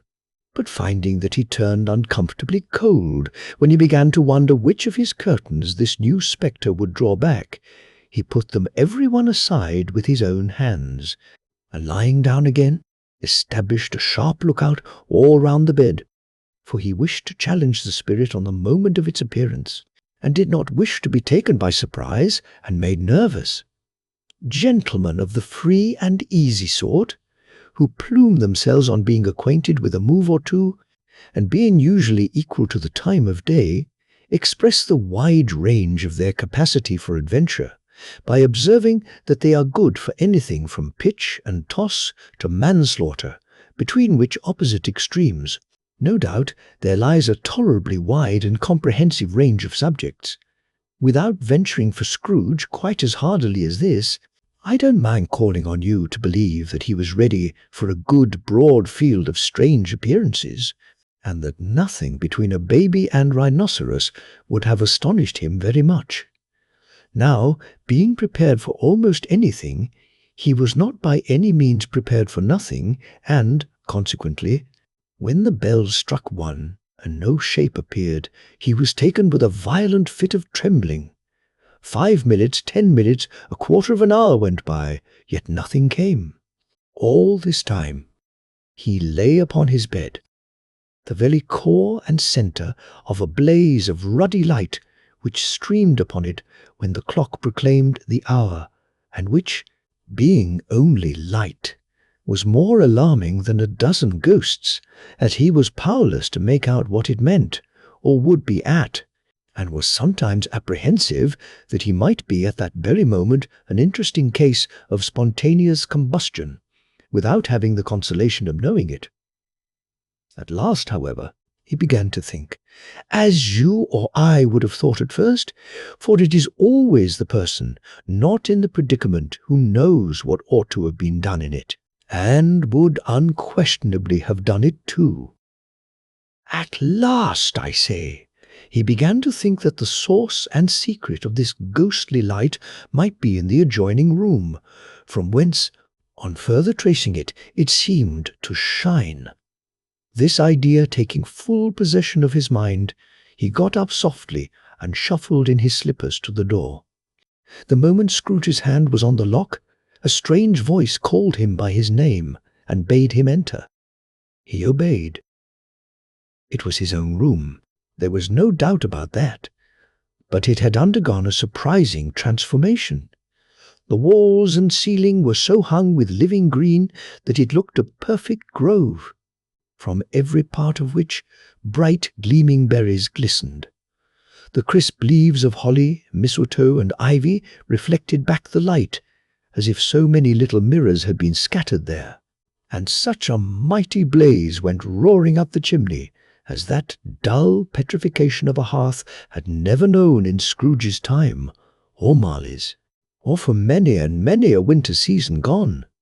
Heaped up on the floor, to form a kind of throne, were turkeys, geese, game, poultry, brawn, great joints of meat, sucking pigs, long wreaths of sausages, mince pies, plum puddings, barrels of oysters, red-hot chestnuts, cherry-cheeked apples, juicy oranges, luscious pears, immense twelfth cakes, and seething bowls of punch that made the chamber dim with their delicious steam. In easy state upon this couch there sat a jolly giant, glorious to see, who bore a glowing torch, in shape not unlike Plenty's horn, and held it up, high up, to shed its light on Scrooge as he came peeping round the door. "Come in!" exclaimed the ghost. "Come in!" "And know me better, man?" Scrooge entered timidly, and hung his head before this spirit. He was not the dogged Scrooge he had been, and though the spirit's eyes were clear and kind, he did not like to meet them. "I am the ghost of Christmas present," said the spirit. "Look upon me." Scrooge reverently did so. It was clothed in one simple green robe, or mantle, bordered with white fur. This garment hung so loosely on the figure that its capacious breast was bare, as if disdaining to be warded or concealed by any artifice. Its feet, observable beneath the ample folds of the garment, were also bare, and on its head it wore no other covering than a holly wreath, set here and there with shining icicles. Its dark brown curls were long and free as its genial face, its sparkling eye, its open hand, its cheery voice, its unconstrained demeanour, and its joyful air. Girded round its middle was an antique scabbard, but no sword was in it, and the ancient sheath was eaten up with rust. "You have never seen the like of me before," exclaimed the spirit. "Never," Scrooge made answer to it. "Have never walked forth with the younger members of my family, meaning, for I am very young, my elder brothers born in these later years?" pursued the phantom. "I don't think I have," said Scrooge. "I am afraid I have not." "Have you had many brothers, spirit?" "More than 1,800, said the ghost. "A tremendous family to provide for," muttered Scrooge. The ghost of Christmas present rose. "Spirit," said Scrooge submissively, "conduct me where you will. I went forth last night on compulsion, and I learnt a lesson which is working now. To-night, if you have aught to teach me, let me profit by it. Touch my robe." Scrooge did as he was told, and held it fast.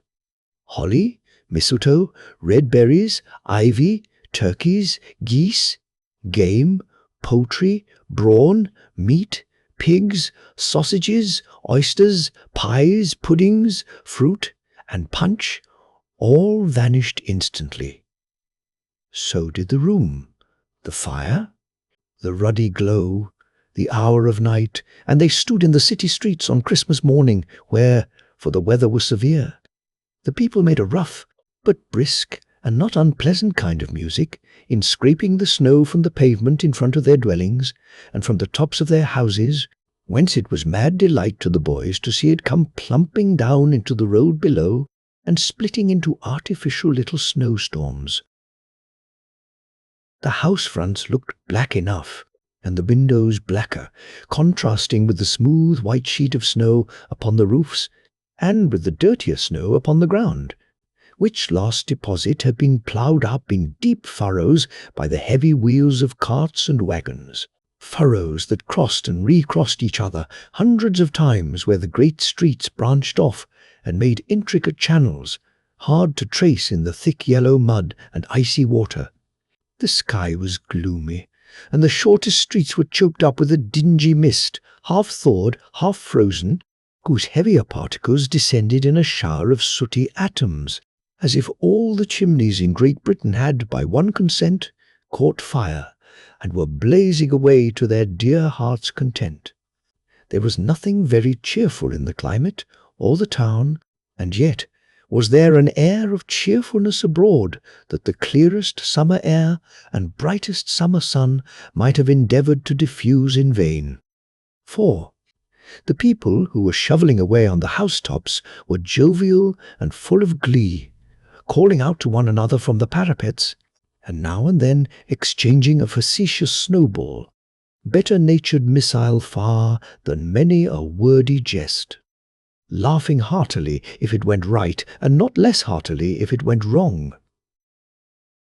The poulterers' shops were still half open, and the fruiterers were radiant in their glory.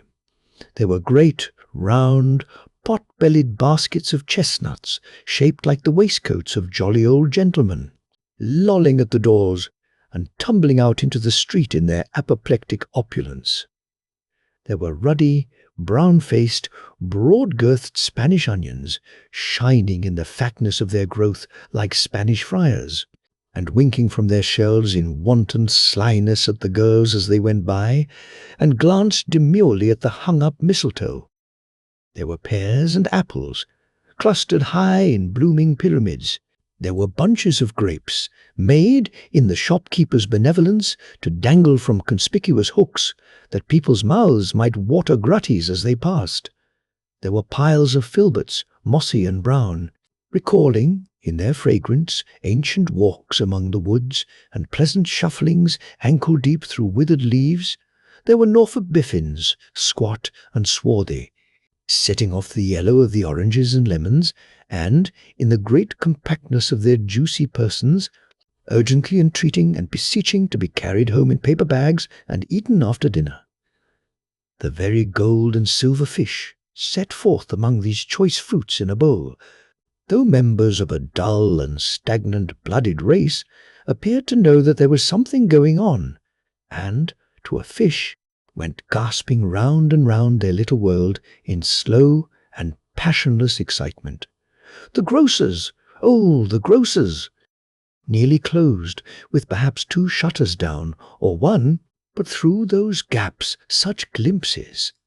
It was not alone that the scales descending on the counter made a merry sound, or that the twine and roller parted company so briskly, or that the canisters were rattled up and down like juggling tricks, or even that the blended scents of tea and coffee were so grateful to the nose, or even that the raisins were so plentiful and rare, the almonds so extremely white, the sticks of cinnamon so long and straight, the other spices so delicious, the candied fruits so caked and spotted with molten sugar as to make the coldest lookers-on feel faint and subsequently bilious.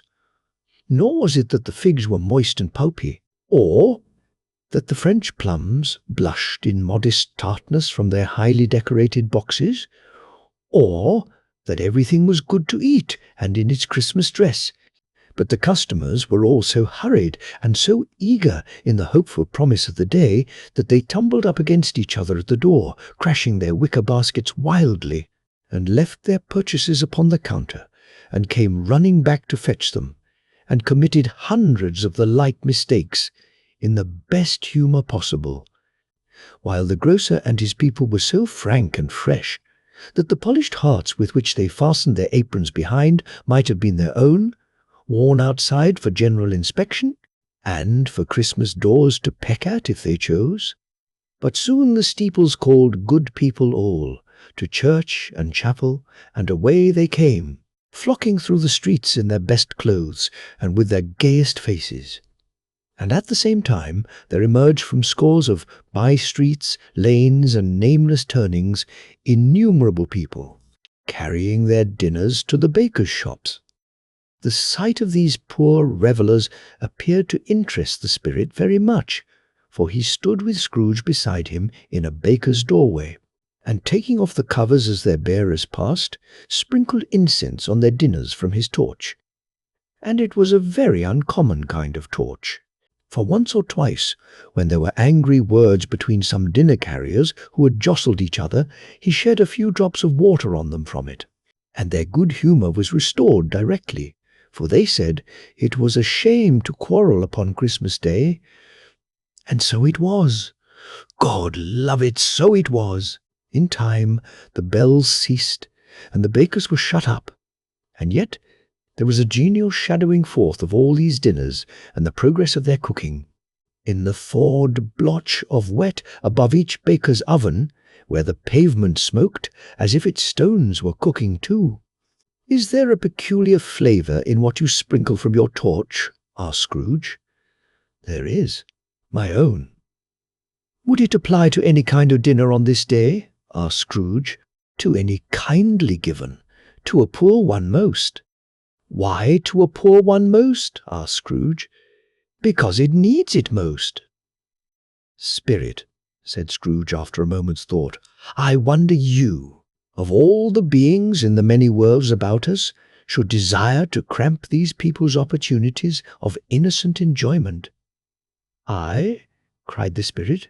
"You would deprive them of their means of dining every seventh day, often the only day on which they can be said to dine at all," said Scrooge. "Wouldn't you?" "I?" cried the spirit. "You seek to close these places on the seventh day," said Scrooge, "and it comes to the same thing." "I seek," exclaimed the spirit. "Forgive me if I am wrong. It has been done in your name, or at least in that of your family," said Scrooge. "There are some upon this earth of yours," returned the spirit, "who lay claim to know us, and who do their deeds of passion, pride, ill will, hatred, envy, bigotry, and selfishness in our name, who are as strange to us and all our kith and kin as if they had never lived. Remember that, and charge their doings on themselves, not us." Scrooge promised that he would, and they went on, invisible, as they had been before, into the suburbs of the town. It was a remarkable quality of the ghost which Scrooge had observed at the baker's, that notwithstanding his gigantic size, he could accommodate himself to any place with ease, and that he stood beneath a low roof quite as gracefully and like a supernatural creature as it was possible he could have done in any lofty hall. And perhaps it was the pleasure the good spirit had in showing off this power of his, or else it was his own kind, generous, hearty nature, and his sympathy with all poor men, that led him straight to Scrooge's clerk's, for there he went, and took Scrooge with him, holding to his robe, and on the threshold of the door the spirit smiled, and stopped to bless Bob Cratchit's dwelling with the sprinkling of his torch. Think of that! Bob had but 15. Bob, a week himself, he pocketed on Saturdays, but 15 copies of his Christian name, and yet the ghost of Christmas present blessed his 4-roomed house. Then up rose Mrs. Cratchit, Cratchit's wife, dressed out but poorly in a twice-turned gown, but brave in ribbons, which are cheap and make a goodly show for 6pence, and she laid the cloth, assisted by Belinda Cratchit, second of her daughters, also brave in ribbons, while Master Peter Cratchit plunged a fork into the saucepan of potatoes, and getting the corners of his monstrous shirt-collar, Bob's private property, conferred upon his son and heir, in honour of the day, into his mouth, rejoiced to find himself so gallantly attired, and yearned to show his linen in the fashionable parks.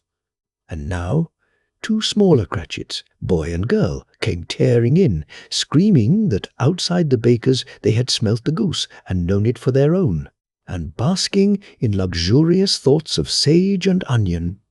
These young Cratchits danced about the table and exalted Master Peter Cratchit to the skies, while he, not proud, although his collars nearly choked him, blew the fire until the slow potatoes bubbling up knocked loudly at the saucepan lid to be let out and peeled. "What has ever got your precious father, then?" said Mrs. Cratchit. "And your brother, Tiny Tim? And Martha warn't as late last Christmas Day by half an hour?" "Here's Martha, mother," said a girl, appearing as she spoke. "Here's Martha, mother," cried the two young Cratchits. "Hurrah! There's such a goose, Martha." "Why, bless your heart alive, my dear, how late you are," said Mrs. Cratchit, kissing her a dozen times and taking off her shawl and bonnet for her with officious zeal. "We'd a deal of work to finish up last night," replied the girl, "and had to clear away this morning, mother." "Well, never mind so long as you are come," said Mrs. Cratchit. "Sit ye down before the fire, my dear, and have a warm. Lord bless ye." "No, no, there's father coming," cried the two young Cratchits, who were everywhere at once. "Hide, Martha, hide." So Martha hid herself, and in came little Bob, the father, with at least 3 feet of comforter, exclusive of the fringe, hanging down before him, and his threadbare clothes darned up and brushed, to look seasonable, and Tiny Tim upon his shoulder. Alas for Tiny Tim, he bore a little crutch, and had his limbs supported by an iron frame. "Why, where's our Martha?" cried Bob Cratchit, looking round. "Not coming?" said Mrs. Cratchit. "Not coming," said Bob, with a sudden declension in his high spirits, for he had been Tim's blood horse all the way from church, and had come home rampant. "Not coming upon Christmas Day?" Martha didn't like to see him disappointed, if it were only in joke, so she came out prematurely from behind the closet door, and ran into his arms, while the two young Cratchits hustled Tiny Tim and bore him off into the wash-house, that he might hear the pudding singing in the copper. "And how did little Tim behave?" asked Mrs. Cratchit, when she had rallied Bob on his credulity, and Bob had hugged his daughter to his heart's content. "As good as gold," said Bob, "and better. Somehow he gets thoughtful, sitting by himself so much, and thinks the strangest things you ever heard. He told me, coming home, that he hoped the people saw him in the church, because he was a cripple, and it might be pleasant to them to remember upon Christmas Day who made lame beggars walk, and blind men see." Bob's voice was tremulous when he told them this, and trembled more when he said that Tiny Tim was growing strong and hearty. His active little crutch was heard upon the floor, and back came Tiny Tim, before another word was spoken, escorted by his brother and sister to his stool before the fire, and while Bob, turning up his cuffs, as if, poor fellow, they were capable of being made more shabby, compounded some hot mixture in a jug with gin and lemons, and stirred it round and put it on the hob to simmer, Master Peter and the two ubiquitous young Cratchits went to fetch the goose, with which they soon returned in high procession. Such a bustle ensued that you might have thought a goose the rarest of all birds, a feathered phenomenon, to which a black swan was a matter of course, and in truth it was something very like it in that house. Mrs. Cratchit made the gravy ready beforehand in a little saucepan, hissing hot. Master Peter mashed the potatoes with incredible vigour. Miss Belinda sweetened up the apple-sauce. Martha dusted the hot plates. Bob took Tiny Tim beside him in a tiny corner at the table. The two young Cratchits set chairs for everybody, not forgetting themselves, and mounting guard upon their posts, crammed spoons into their mouths, lest they should shriek for goose before their turn came to be helped. At last the dishes were set on, and grace was said. It was succeeded by a breathless pause, as Mrs. Cratchit, looking slowly all along the carving knife, prepared to plunge it in the breast. But when she did, and when the long-expected gush of stuffing issued forth, one murmur of delight arose all round the board, and even Tiny Tim, excited by the two young Cratchits, beat on the table with the handle of his knife, and feebly cried, "Hurrah! There never was such a goose." Bob said he didn't believe there ever was such a goose cooked. Its tenderness and flavour, size and cheapness, were the themes of universal admiration. Eked out by apple sauce and mashed potatoes, it was a sufficient dinner for the whole family, indeed, as Mrs. Bess's. Cratchit said with great delight, surveying one small atom of a bone upon the dish, they hadn't ate it all at last. Yet everyone had had enough, and the youngest Cratchits in particular were steeped in sage and onion to the eyebrows. But now, the plates being changed by Mrs. Belinda, Cratchit left the room alone, too nervous to bear witnesses, to take the pudding up and bring it in. Suppose it should not be done enough? Suppose it should break in turning out? Suppose somebody should have got over the wall of the backyard and stolen it while they were merry with the goose? A supposition at which the two young Cratchits became livid. All sorts of horrors were supposed. Hallo! A great deal of steam. The pudding was out of the copper. A smell like a washing day. That was the cloth. A smell like an eating-house and a pastry-cook's next door to each other, with a laundress's next door to that. That was the pudding. In half a minute Mrs. Cratchit entered, flushed, but smiling proudly. With the pudding, like a speckled cannonball, so hard and firm, blazing in half a quartern of ignited brandy, and bedight with Christmas holly stuck into the top. "Oh, a wonderful pudding," Bob Cratchit said, and calmly too, that he regarded it as the greatest success achieved by Mrs. Cratchit since their marriage. Mrs. Cashed. Cratchit said that now the weight was off her mind. She would confess she had had her doubts about the quantity of flour. Everybody had something to say about it, but nobody said or thought it was at all a small pudding for a large family. It would have been flat heresy to do so.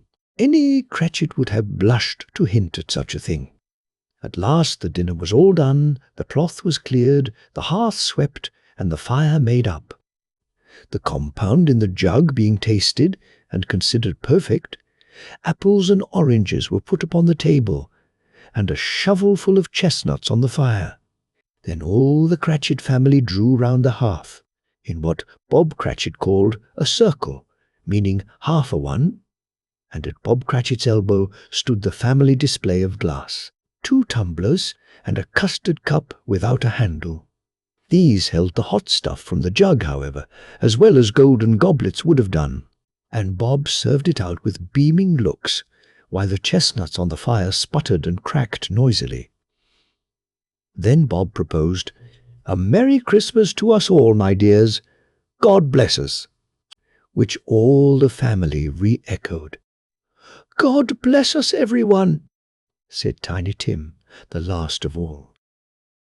He sat very close to his father's side upon his little stool. Bob held his withered little hand in his, as if he loved the child and wished to keep him by his side, and dreaded that he might be taken from him.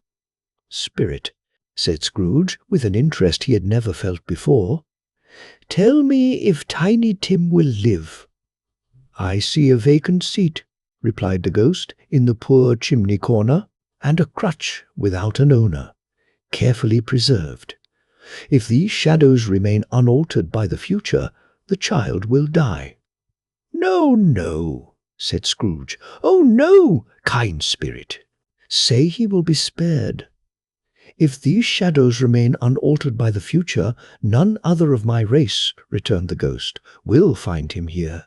What then? If he be like to die, he had better do it, and decrease the surplus population." Scrooge hung his head to hear his own words quoted by the spirit, and was overcome with penitence and grief.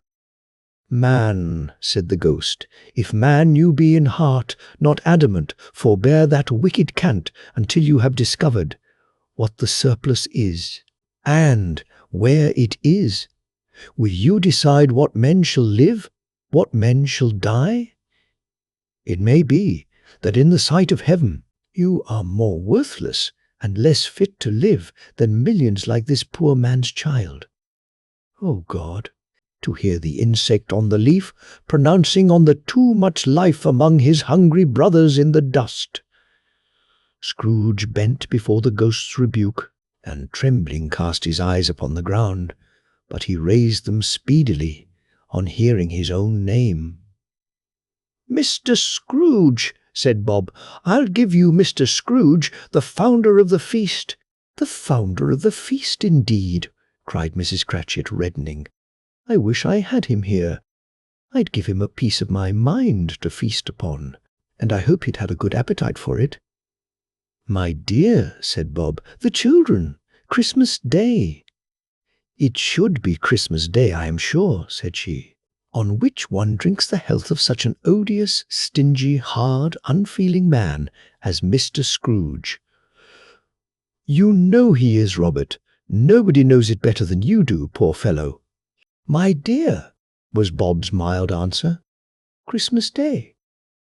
"I'll drink his health for your sake and the day's," said Mrs. Cratchit, "not for his. Long life to him, a Merry Christmas, and a Happy New Year. He'll be very merry and very happy, I have no doubt." The children drank the toast after her. It was the first of their proceedings which had no heartiness. Tiny Tim drank it last of all, but he didn't care twopence for it. Scrooge was the ogre of the family. The mention of his name cast a dark shadow on the party, which was not dispelled for full 5 minutes. After it had passed away, they were 10 times merrier than before, from the mere relief of Scrooge, the baleful being done with. Bob Cratchit told them how he had a situation in his eye for Master Peter which would bring in, if obtained, full 5 and 6pence weekly. The 2 young Cratchits laughed tremendously at the idea of Peter's being a man of business, and Peter himself looked thoughtfully at the fire from between his collars, as if he were deliberating what particular investments he should favour when he came into the receipt of that bewildering income. Martha, who was a poor apprentice at a milliner's, then told them what kind of work she had to do, and how many hours she worked at a stretch, and how she meant to lie abed to. Morrow morning for a good long rest, tomorrow being a holiday, she passed at home. Also, how she had seen a countess and a lord some days before, and how the lord was much about as tall as Peter, at which Peter pulled up his collars so high that you couldn't have seen his head if you had been there. All this time the chestnuts and the jug went round, and by they had a song about a lost child travelling in the snow from Tiny Tim, who had a plaintive little voice and sang it very well indeed. There was nothing of high mark in this. They were not a handsome family. They were not well dressed. Their shoes were far from being waterproof, their clothes were scanty, and Peter might have known, and very likely did, the inside of a pawnbroker's. But they were happy, grateful, pleased with one another, and contented with the time, and when they faded, and looked happier yet in the bright sprinklings of the Spirit's torch at parting, Scrooge had his eye upon them, and especially on Tiny Tim, until the last. By this time it was getting dark, and snowing pretty heavily, and as Scrooge and the Spirit went along the streets, the brightness of the roaring fires in kitchens, parlours, and all sorts of rooms was wonderful. Here, the flickering of the blaze showed preparations for a cosy dinner, with hot plates baking through and through before the fire, and deep red curtains, ready to be drawn to shut out cold and darkness. There all the children of the house were running out into the snow to meet their married sisters, brothers, cousins, uncles, aunts, and be the first to greet them. Here again were shadows on the window blind of guests assembling, and there a group of handsome girls, all hooded and fur-booted, and all chattering at once, tripped lightly off to some near neighbour's house, where, woe upon the single man who saw them enter, artful witches, well they knew it, in a glow. But If you had judged from the numbers of people on their way to friendly gatherings, you might have thought that no one was at home to give them welcome when they got there, instead of every house expecting company, and piling up its fires half chimney high. Blessings on it! How the ghost exulted! How it bared its breadth of breast, and opened its capacious palm, and floated on, outpouring with a generous hand, its bright and harmless mirth on everything within its reach. The very lamplighter who ran on before, dotting the dusky street with specks of light, and who was dressed to spend the evening somewhere, laughed out loudly as the spirit passed, though little kenned the lamplighter that he had any company but Christmas. And now, without a word of warning from the ghost, they stood upon a bleak and desert moor, where monstrous masses of rude stone were cast about, as though it were the burial place of giants, and water spread itself wheresoever it listed, or would have done so, but for the frost that held it prisoner, and nothing grew but moss and furze and coarse rank grass. Down in the west, the setting sun had left a streak of fiery red, which glared upon the desolation for an instant like a sullen eye, and frowning lower, lower, lower yet, was lost in the thick gloom of darkest night. "What place is this?" asked Scrooge. "A place where miners live, who labour in the bowels of the earth," returned the spirit. "But they know me. See." A light shone from the window of a hut, and swiftly they advanced towards it. Passing through the wall of mud and stone, they found a cheerful company assembled round a glowing fire. An old man and woman, with their children, and their children's children, and another generation beyond that, all decked out gaily in their holiday attire. The old man, in a voice that seldom rose above the howling of the wind upon the barren waste, was singing them a Christmas song. It had been a very old song when he was a boy, and from time to time they all joined in the chorus. So surely as they raised their voices, the old man got quite blithe and loud, and so surely as they stopped, his vigour sank again. The spirit did not tarry here, but bade Scrooge hold his robe, and passing on above the moor, sped. Whither? Not to sea? To sea. To Scrooge's horror, looking back, he saw the last of the land, a frightful range of rocks behind them, and his ears were deafened by the thundering of water as it rolled and roared and raged among the dreadful caverns it had worn, and fiercely tried to undermine the earth. Built upon a dismal reef of sunken rocks, some league or so from shore, on which the waters chafed and dashed the wild year through, there stood a solitary lighthouse.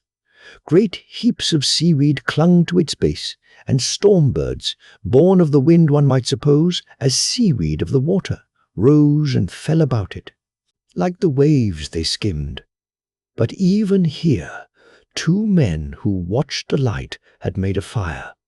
That, through the loophole in the thick stone wall, shed out a ray of brightness on the awful sea. Joining their horny hands over the rough table at which they sat, they wished each other Merry Christmas in their can of grog, and one of them, the elder too, with his face all damaged and scarred with hard weather, as the figurehead of an old ship might be, struck up a sturdy song that was like a gale in itself.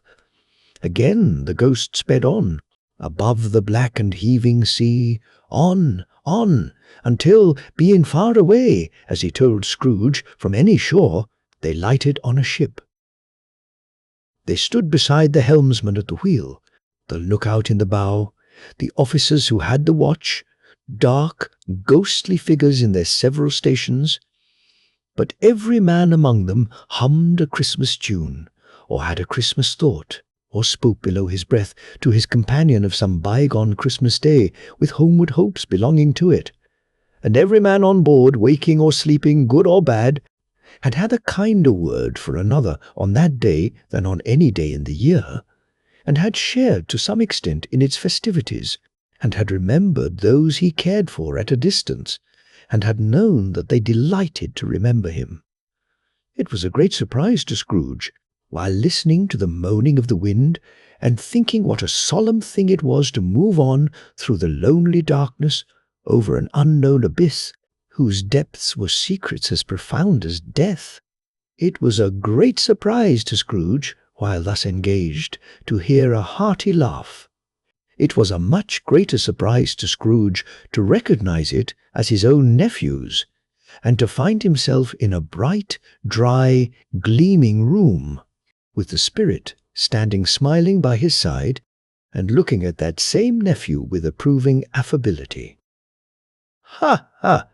laughed Scrooge's nephew. "Ha, ha, ha!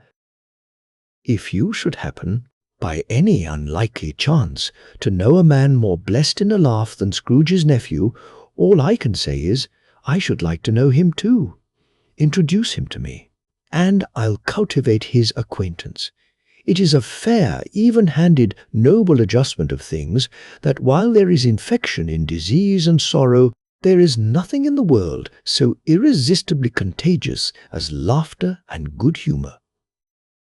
When Scrooge's nephew laughed in this way, holding his sides, rolling his head, and twisting his face into the most extravagant contortions, Scrooge's niece by marriage laughed as heartily as he, and their assembled friends, being not a bit behindhand, roared out lustily, "Ha, ha!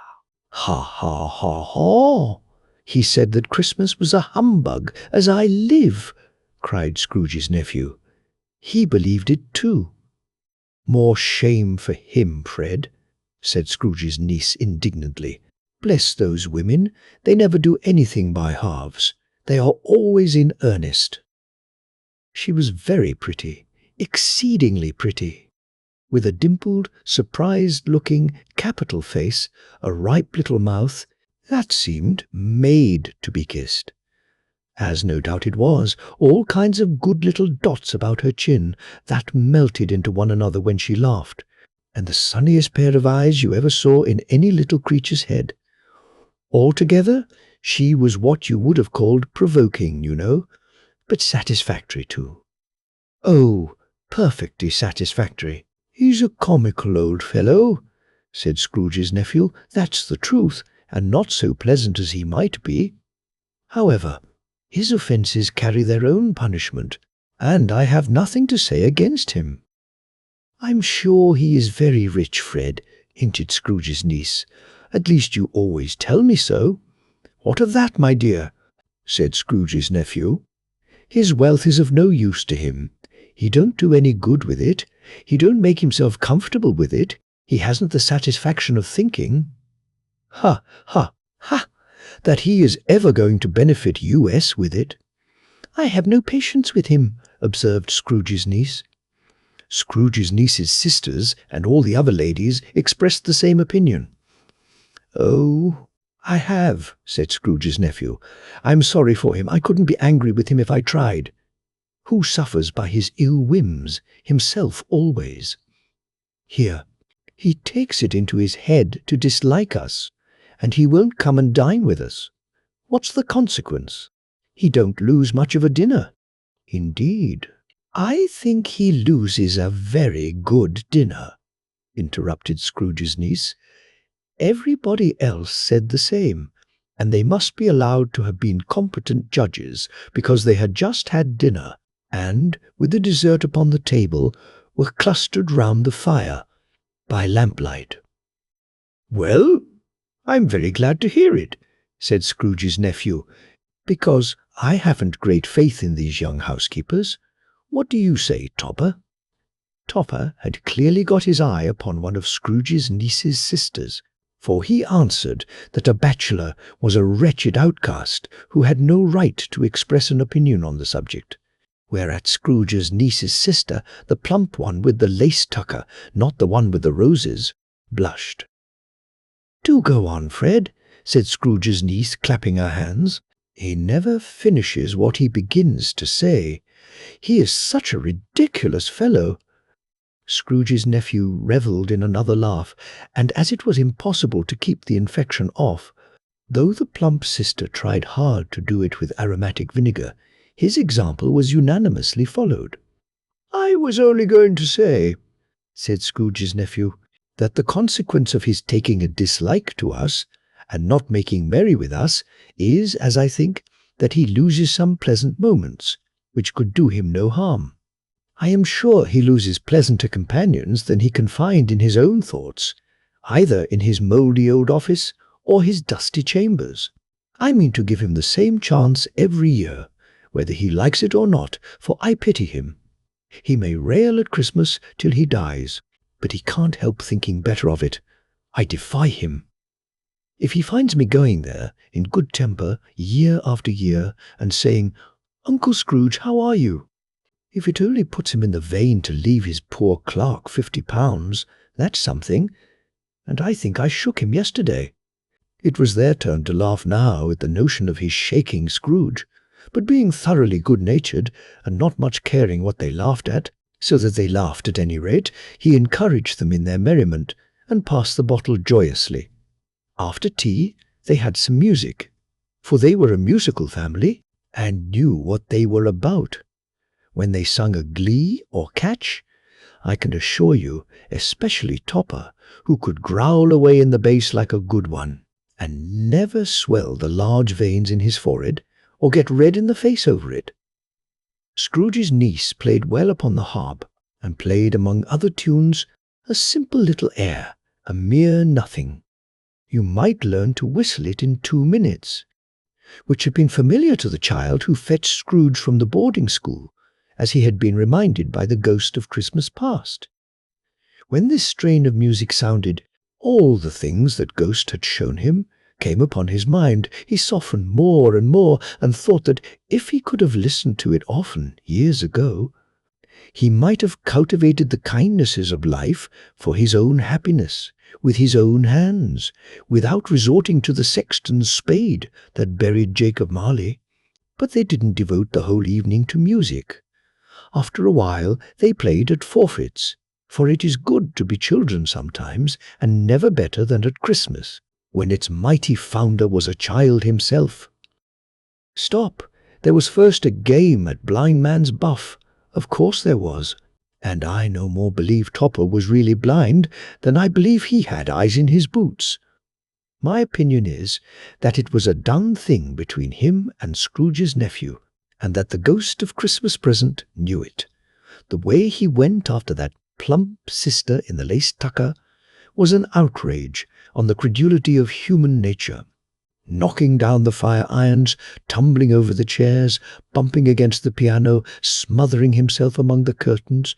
Wherever she went, there went he. He always knew where the plump sister was. He wouldn't catch anybody else. If you had fallen up against him, as some of them did, on purpose, he would have made a feint of endeavouring to seize you, which would have been an affront to your understanding, and would instantly have sidled off in the direction of the plump sister. She often cried out that it wasn't fair, and it really was not. But when at last he caught her, when, in spite of all her silken rustlings and her rapid flutterings past him, he got her into a corner whence there was no escape, then his conduct was the most execrable, for his pretending not to know her, his pretending that it was necessary to touch her head-dress, and, further, to assure himself of her identity by pressing a certain ring upon her finger, and a certain chain about her neck, was vile, monstrous. No doubt she told him her opinion of it when, another blind man being in office, they were so very confidential together behind the curtains. Scrooge's niece was not one of the blind man's buff party, but was made comfortable with a large chair and a footstool in a snug corner, where the ghost and Scrooge were close behind her. But she joined in the forfeits, and loved her love to admiration with all the letters of the alphabet. Likewise at the game of how, when, and where, she was very great, and, to the secret joy of Scrooge's nephew, beat her sisters hollow, though they were sharp girls too, as Topper could have told you. There might have been 20 people there, young and old, but they all played, and so did Scrooge. for wholly forgetting in the interest he had in what was going on, that his voice made no sound in their ears, he sometimes came out with his guess quite loud, and very often guessed quite right too, for the sharpest needle, best Whitechapel, warranted not to cut in the eye, was not sharper than Scrooge, blunt as he took it in his head to be. The ghost was greatly pleased to find him in this mood, and looked upon him with such favour that he begged like a boy to be allowed to stay until the guests departed. But this the spirit said could not be done. "Here is a new game," said Scrooge. "1 half-hour, spirit, only one." It was a game called Yes and No, where Scrooge's nephew had to think of something, and the rest must find out what, he only answering to their questions, yes or no, as the case was.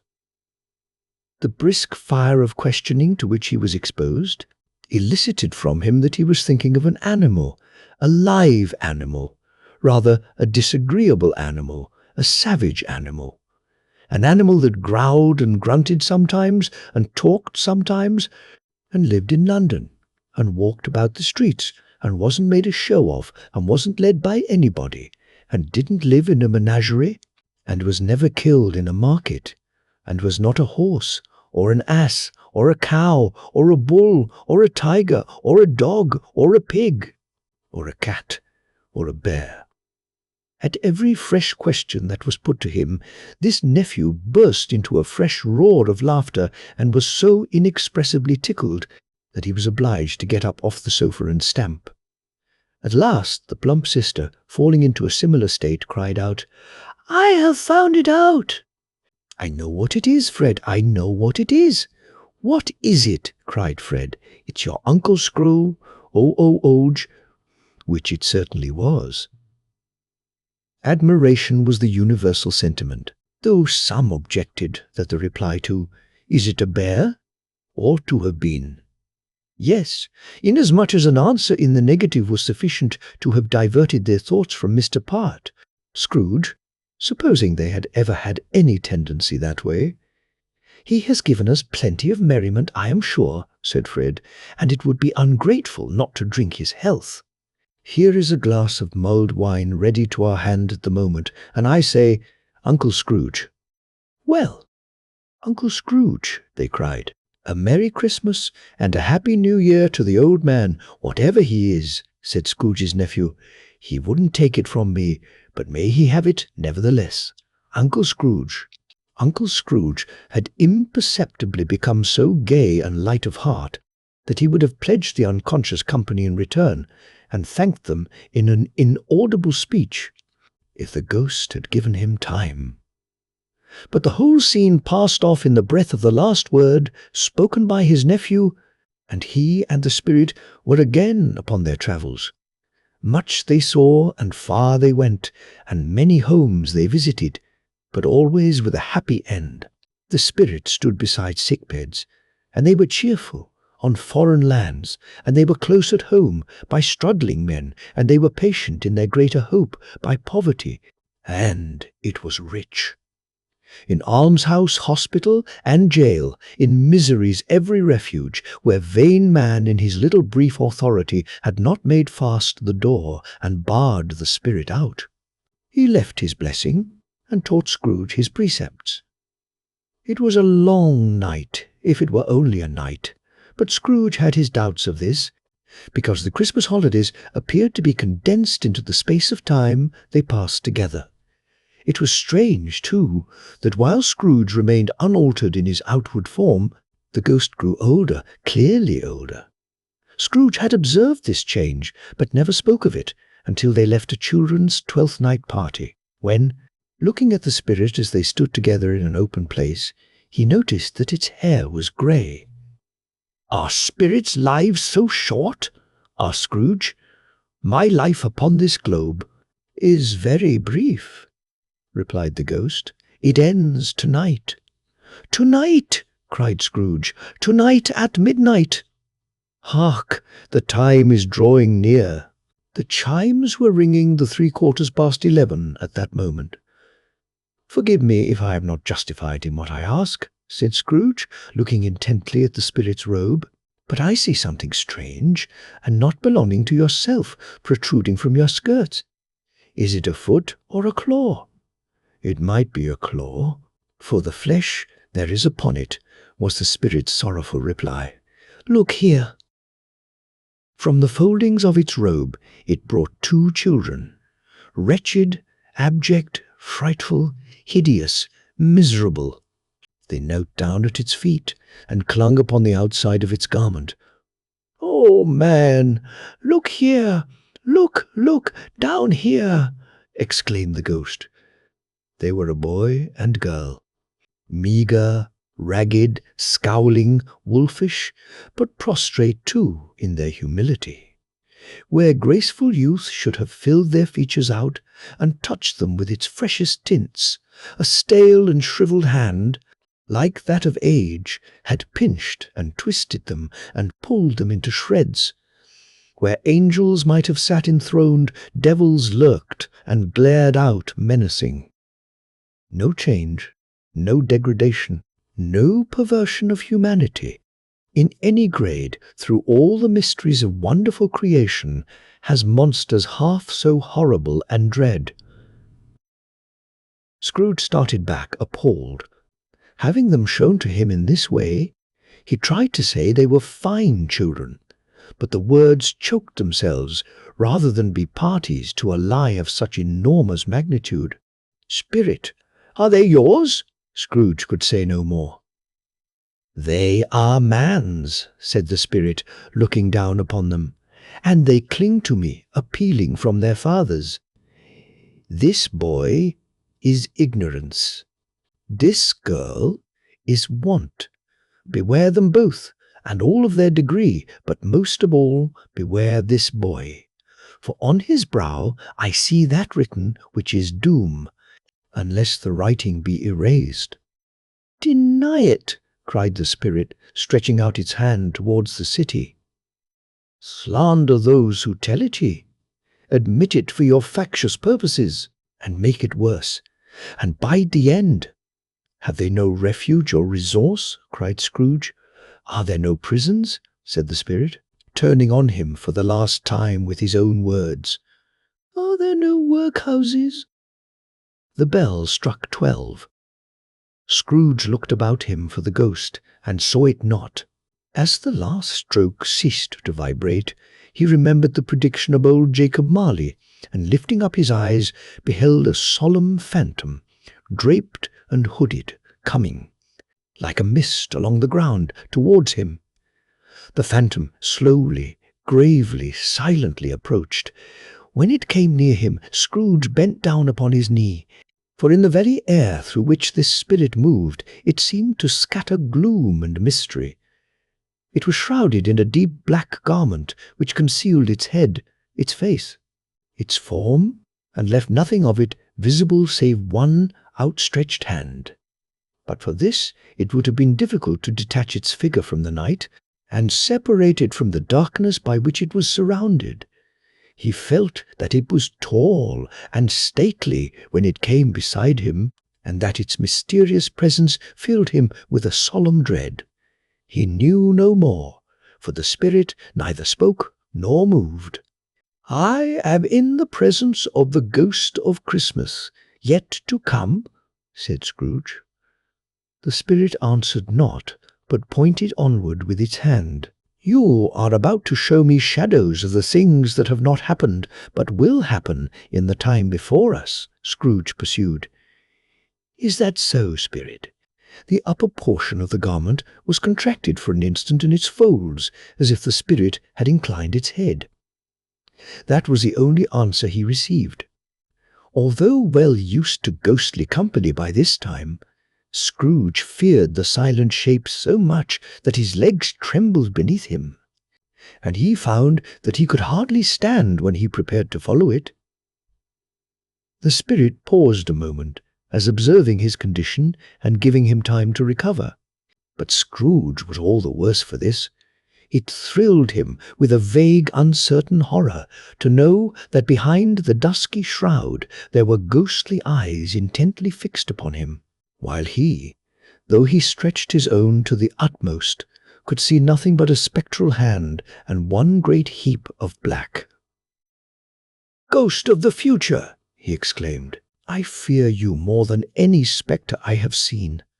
But as I know your purpose is to do me good, and as I hope to live to be another man from what I was, I am prepared to bear you company, and do it with a thankful heart. Will you not speak to me?" It gave him no reply. The hand was pointed straight before them. "Lead on," said Scrooge. "Lead on. The night is waning fast, and it is precious time to me, I know. Lead on, spirit." The phantom moved away as it had come towards him. Scrooge followed in the shadow of its dress, which bore him up, he thought, and carried him along. They scarcely seemed to enter the city, for the city rather seemed to spring up about them and encompass them of its own act. But there they were, in the heart of it, on 'Change, amongst the merchants, who hurried up and down, and chinked the money in their pockets, and conversed in groups, and looked at their watches, and trifled thoughtfully with their great gold seals, and so forth, as Scrooge had seen them often. The spirit stopped beside one little knot of businessmen. Observing that the hand was pointed to them, Scrooge advanced to listen to their talk. "No," said a great fat man with a monstrous chin, "I don't know much about it, either way. I only know he's dead." "When did he die?" inquired another. "Last night, I believe." "Why, what was the matter with him?" asked a third, taking a vast quantity of snuff out of a very large snuff-box. "I thought he'd never die." "God knows," said the first, with a yawn. "What has he done with his money?" asked a red-faced gentleman with a pendulous excrescence on the end of his nose that shook like the gills of a turkey-cock. "I haven't heard," said the man with the large chin, yawning again. "Left it to his company, perhaps. He hasn't left it to me. That's all I know."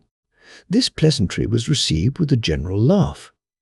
"It's likely to be a very cheap funeral," said the same speaker, "for upon my life I don't know of anybody to go to it. Suppose we make up a party and volunteer?" "I don't mind going if a lunch is provided," observed the gentleman with the excrescence on his nose. "But I must be fed if I make one." Another laugh. "Well, I am the most disinterested among you, after all," said the first speaker, "for I never wear black gloves and I never eat lunch. But I'll offer to go, if anybody else will.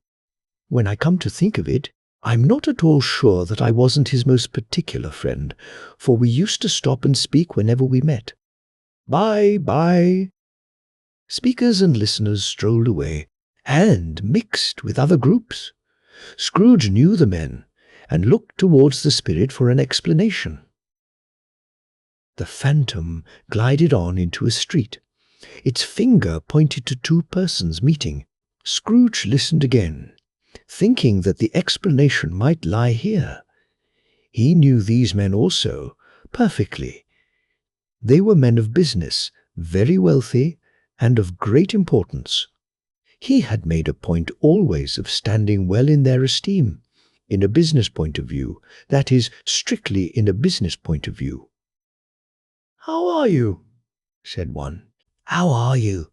returned the other. "Well," said the first, "Old Scratch has got his own at last, hey?"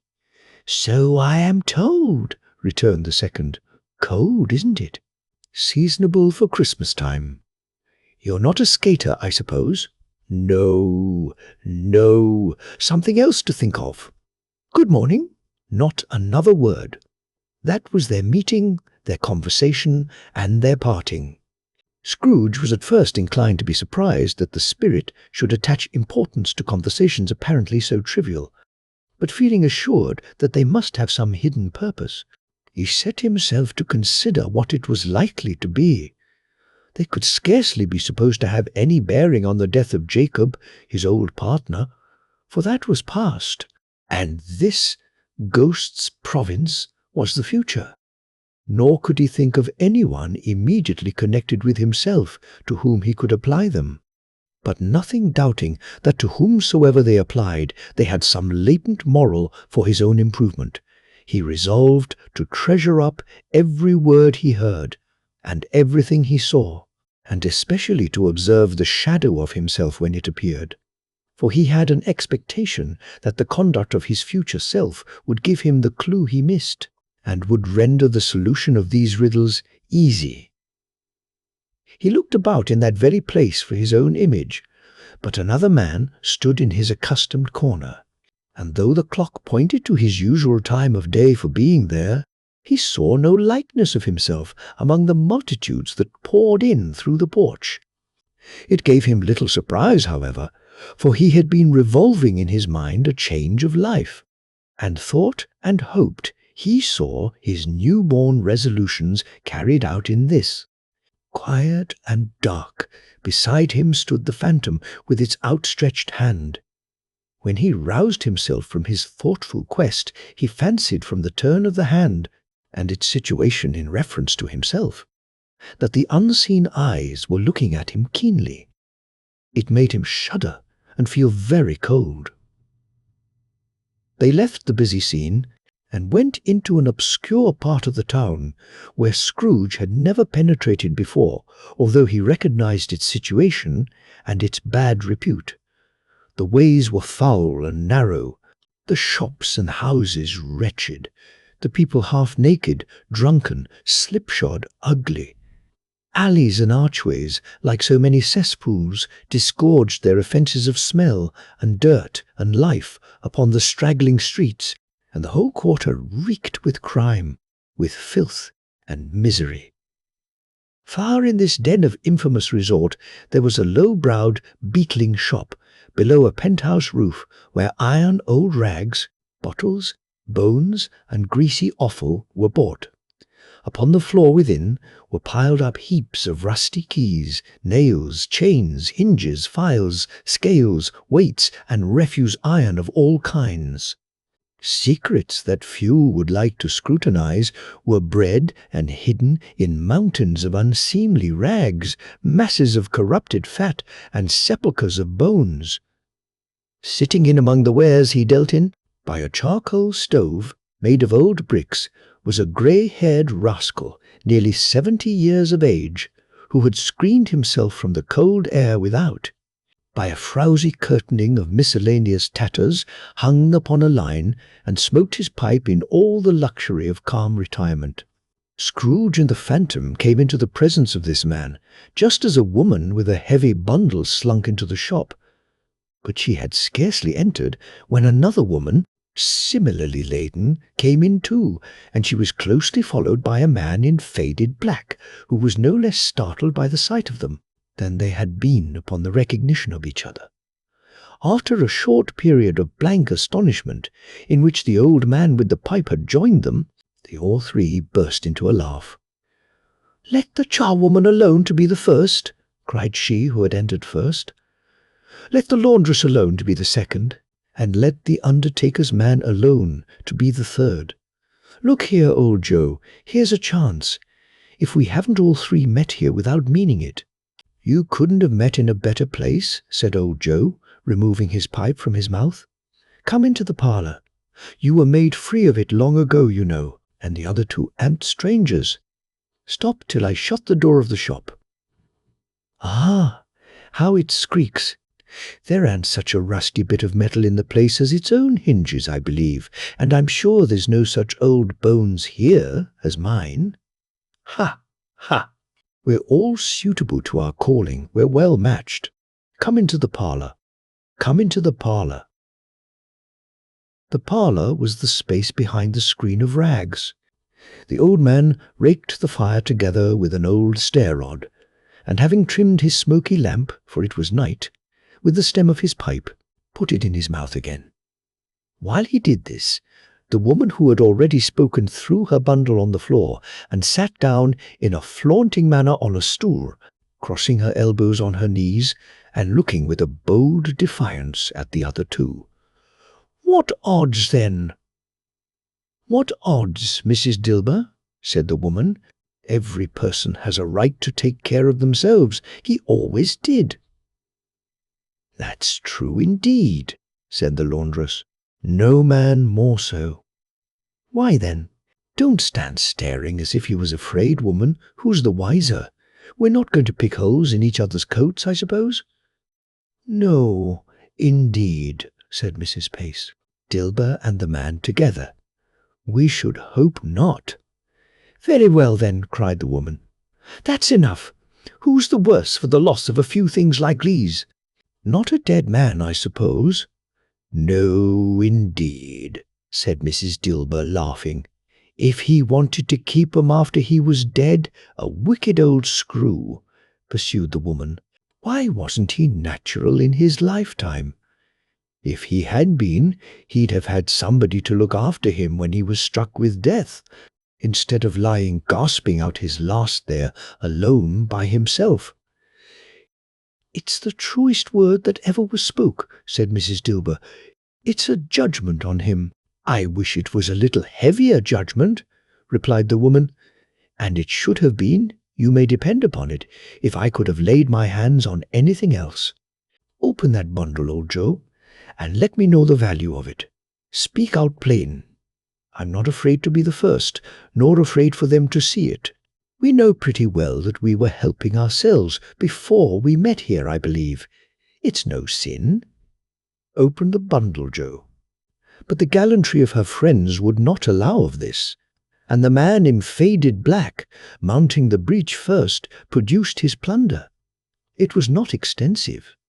A seal or two, a pencil case, a pair of sleeve buttons, and a brooch of no great value were all. They were severally examined and appraised by old Joe, who chalked the sums he was disposed to give for each upon the wall, and added them up into a total when he found there was nothing more to come. "That's your account," said Joe, "and I wouldn't give another sixpence if I was to be boiled for not doing it. Who's next?" Mrs. Dilber was next. Sheets and towels, a little wearing apparel, 2 old-fashioned silver teaspoons, a pair of sugar tongs, and a few boots. Her account was stated on the wall in the same manner. "I always give too much to ladies. It's a weakness of mine, and that's the way I ruin myself," said old Joe. "That's your account. If you asked me for another penny, and made it an open question, I'd repent of being so liberal and knock off half a crown." "And now undo my bundle, Joe," said the first woman. Joe went down on his knees for the greater convenience of opening it, and having unfastened a great many knots, dragged out a large and heavy roll of some dark stuff. "What do you call this?" said Joe. "Bed curtains." "Ha!" returned the woman, laughing and leaning forward on her crossed arms. "Bed curtains. You don't mean to say you took 'em down, rings and all, with him lying there?" said Joe. "Yes, I do," replied the woman. "Why not?" "You were born to make your fortune," said Joe, "and you'll certainly do it." "I certainly shan't hold my hand when I can get anything in it by reaching it out for the sake of such a man as he was, I promise you, Joe," returned the woman coolly. "Don't drop that oil upon the blankets now." "His blankets?" asked Joe. "Whose else's do you think?" replied the woman. "He isn't likely to take cold without 'em, I dare say." "I hope he didn't die of anything catching, eh?" said old Joe, stopping in his work and looking up. "Don't you be afraid of that," returned the woman. "I aren't so fond of his company that I'd loiter about him for such things, if he did." "Ah, you may look through that shirt till your eyes ache, but you won't find a hole in it nor a threadbare place. It's the best he had, and a fine one too. They'd have wasted it if it hadn't been for me." "What do you call wasting of it?" asked old Joe. "Putting it on him to be buried in, to be sure," replied the woman with a laugh. "Somebody was fool enough to do it, but I took it off again. If calico aren't good enough for such a purpose, it isn't good enough for anything. It's quite as becoming to the body. He can't look uglier than he did in that one." Scrooge listened to this dialogue in horror. As they sat grouped about their spoil, in the scanty light afforded by the old man's lamp, he viewed them with a detestation and disgust which could hardly have been greater, though they had been obscene demons, marketing the corpse itself. "Ha! Ha!" laughed the same woman, when old Joe, producing a flannel bag with money in it, told out their several gains upon the ground. "This is the end of it, you see. He frightened everyone away from him when he was alive, to profit us when he was dead." "Ha, ha, spirit," said Scrooge, shuddering from head to foot. I see. The case of this unhappy man might be my own. My life tends that way now. Merciful heaven, what is this?" He recoiled in terror, for the scene had changed, and now he almost touched a bed, a bare, uncurtained bed, on which, beneath a ragged sheet, there lay a something covered up, which, though it was dumb, announced itself in awful language. The room was very dark, too dark to be observed with any accuracy, though Scrooge glanced round it in obedience to a secret impulse, anxious to know what kind of room it was. A pale light, rising in the outer air, fell straight upon the bed, and on it, plundered and bereft, unwatched, unwept, uncared for, was the body of this man. Scrooge glanced towards the phantom. Its steady hand was pointed to the head. The cover was so carelessly adjusted that the slightest raising of it, the motion of a finger upon Scrooge's part, would have disclosed the face. He thought of it, felt how easy it would be to do, and longed to do it, but had no more power to withdraw the veil than to dismiss the spectre at his side. Oh, cold, cold, rigid, dreadful! Death, set up thine altar here, and dress it with such terrors as thou hast at thy command, for this is thy dominion. But of the loved, revered, and honoured head, thou canst not turn one hair to thy dread purposes, or make one feature odious. It is not that the hand is heavy and will fall down when released. It is not that the heart and pulse are still, but that the hand was open, generous, and true, the heart brave, warm, and tender, and the pulse a man's. Strike, shadow, strike, and see his good deeds springing from the wound to sow the world with life immortal. No voice pronounced these words in Scrooge's ears, and yet he heard them when he looked upon the bed. He thought, if this man could be raised up now, what would be his foremost thoughts? Avarice, hard-dealing, griping cares? They have brought him to a rich end, truly. He lay in the dark, empty house, with not a man, a woman, or a child. To say that he was kind to me in this or that, and for the memory of one kind word, I will be kind to him. A cat was tearing at the door, and there was a sound of gnawing rats beneath the hearthstone. What they wanted in the room of death, and why they were so restless and disturbed, Scrooge did not dare to think. "Spirit," he said, "this is a fearful place. In leaving it, I shall not leave its lesson. Trust me. Let us go." Still, the ghost pointed with an unmoved finger to the head. "I understand you," Scrooge returned, "and I would do it if I could. But I have not the power, Spirit. I have not the power." Again it seemed to look upon him. If there is any person in the town who feels emotion caused by this man's death, said Scrooge, quite agonized, show that person to me, Spirit, I beseech you. The phantom spread its dark robe before him for a moment, like a wing, and withdrawing it, revealed a room by daylight where a mother and her children were. She was expecting someone, and with anxious eagerness, for she walked up and down the room, started at every sound, looked out from the window, glanced at the clock, tried, but in vain, to work with her needle, and could hardly bear the voices of the children in their play. At length the long-expected knock was heard. She hurried to the door and met her husband, a man whose face was careworn and depressed, though he was young. There was a remarkable expression in it now, a kind of serious delight of which he felt ashamed, and which he struggled to repress. He sat down to the dinner that had been hoarding for him by the fire, and when she asked him faintly what news, which was not until after a long silence, he appeared embarrassed how to answer. "Is it good," she said, "or bad, to help him?" "Bad," he answered. "We are quite ruined?" "No, there is hope yet, Caroline." "If he relents," she said, amazed, "there is. Nothing is past hope if such a miracle has happened." "He is past relenting," said her husband. "He is dead." She was a mild and patient creature, if her face spoke truth, but she was thankful in her soul to hear it. And she said so with clasped hands. She prayed forgiveness the next moment and was sorry. But the first was the emotion of her heart.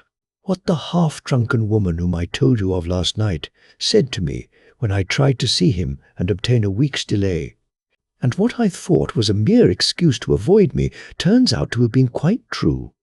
He was not only very ill, but dying then. To whom will our debt be transferred?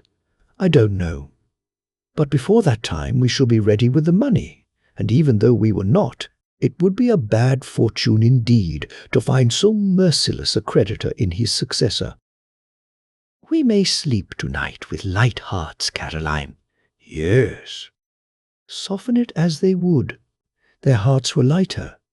The children's faces, hushed and clustered round to hear what they so little understood, were brighter, and it was a happier house for this man's death. The only emotion that the ghost could show him, caused by the event, was one of pleasure. "Let me see some tenderness connected with a death," said Scrooge, "or that dark chamber. Spirit, which we left just now, will be for ever present to me." The ghost conducted him through several streets familiar to his feet, and as they went along, Scrooge looked here and there to find himself, but nowhere was he to be seen. They entered poor Bob Cratchit's house, the dwelling he had visited before, and found the mother and the children seated round the fire. Quiet, very quiet. The noisy little Cratchits were as still as statues in one corner, and sat looking up at Peter, who had a book before him. The mother and her daughters were engaged in sewing. But surely they were very quiet. And he took a child, and set him in the midst of them. Where had Scrooge heard those words? He had not dreamed them. The boy must have read them out, as he and the spirit crossed the threshold. Why did he not go on? The mother laid her work upon the table, and put her hand up to her face. "The colour hurts my eyes," she said. "The colour! Ah, poor Tiny Tim! They're better now again," said Cratchit's wife. "It makes them weak by candlelight." "And I wouldn't show weak eyes to your father when he comes home, for the world. It must be near his time." "Past it, rather," Peter answered, shutting up his book. "But I think he has walked a little slower than he used these few last evenings, mother." They were very quiet again. At last she said, and in a steady, cheerful voice, that only faltered once, "I have known him walk with Tiny Tim upon his shoulder very fast indeed." "And so have I," cried Peter. "Often." "And so have I," exclaimed another. So had all. "But he was very light to carry," she resumed, intent upon her work, "and his father loved him so, that it was no trouble, and there is your father at the door." She hurried out to meet him, and little Bob in his comforter, he had need of it, poor fellow, came in. His tea was ready for him on the hob, and they all tried who should help him to it most. Then the two young Cratchits got upon his knees and laid, each child a little cheek against his face, as if they said, "Don't mind it, father. Don't be grieved." Bob was very cheerful with them, and spoke pleasantly to all the family. He looked at the work upon the table and praised the industry and speed of Mrs. Dare, Cratchit, and the girls. They would be done long before Sunday, he said. Sunday! You went today then, Robert, said his wife. Yes, my dear, returned Bob. I wish you could have gone. It would have done you good to see how green a place it is. But you will see it often. I promised him that I would walk there on a Sunday. My little child, cried Bob. My little child. He broke down all at once. He couldn't help it. If he could have helped it, he and his child would have been farther apart perhaps than they were. He left the room and went upstairs into the room above, which was lighted cheerfully and hung with Christmas. There was a chair set close beside the child, and there were signs of someone having been there lately. Poor Bob sat down in it, and when he had thought a little and composed himself, he kissed the little face. He was reconciled to what had happened, and went down again quite happy. They drew about the fire and talked, the girls and mother working still. Bob told them of the extraordinary kindness of Mr. Scrooge's nephew, whom he had scarcely seen but once, and who, meeting him in the street that day, and seeing that he looked a little, "Just a little down, you know," said Bob, inquired what had happened to distress him. "On which," said Bob, "for he is the pleasantest spoken gentleman you ever heard," I told him. "I am heartily sorry for it, Mr. Cratchit," he said, "and heartily sorry for your good wife. By the by, how he ever knew that, I don't know." "Knew what, my dear?" "Why, that you were a good wife," replied Bob.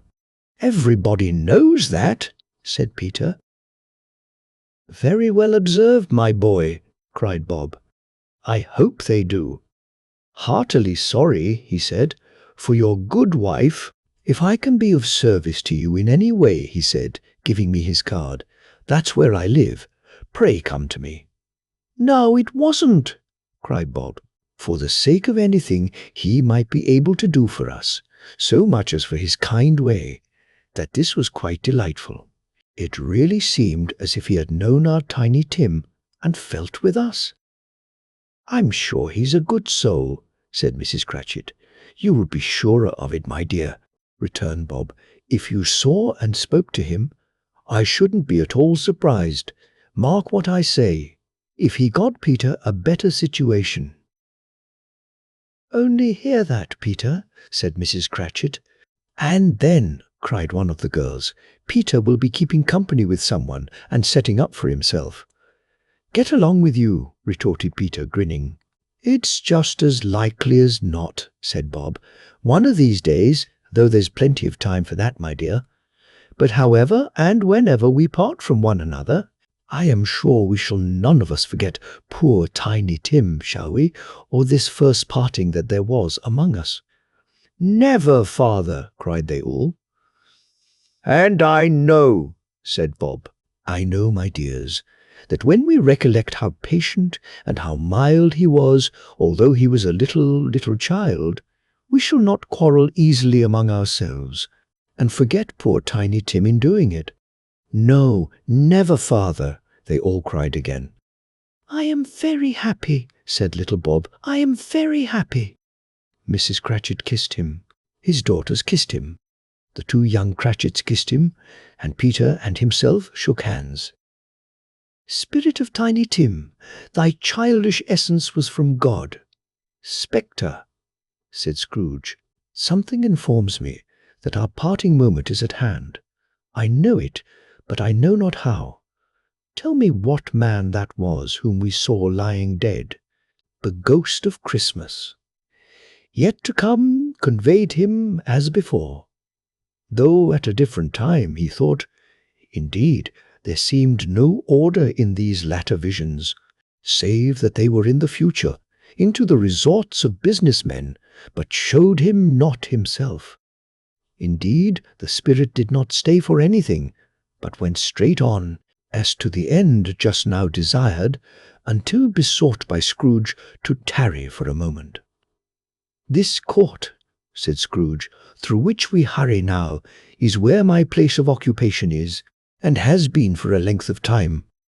I see the house. Let me behold what I shall be in days to come."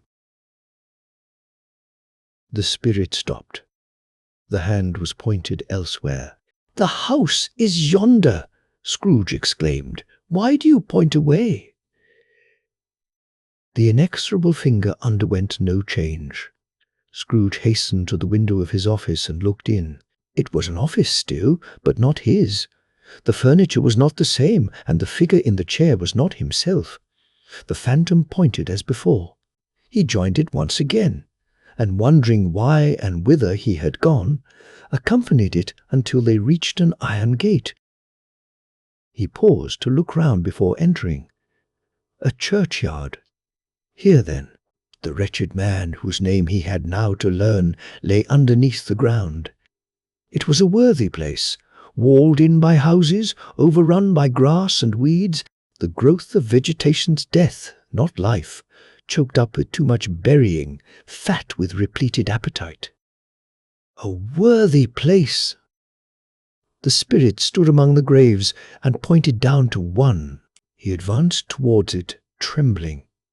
The phantom was exactly as it had been, but he dreaded that he saw new meaning in its solemn shape. "Before I draw nearer to that stone to which you point," said Scrooge, "answer me one question.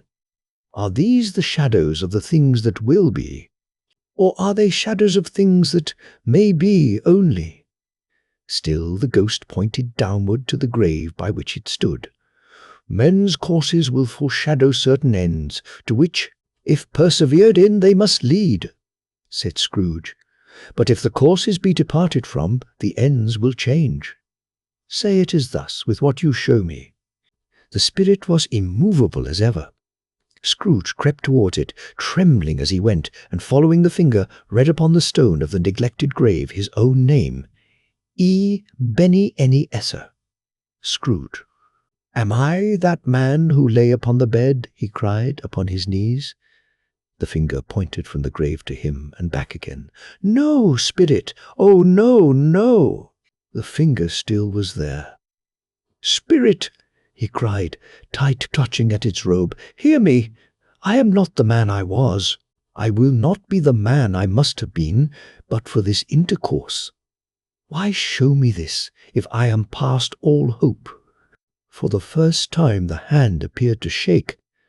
"Good spirit," he pursued, as down upon the ground he fell before it, "your nature intercedes for me and pities me. Assure me that I yet may change these shadows you have shown me by an altered life."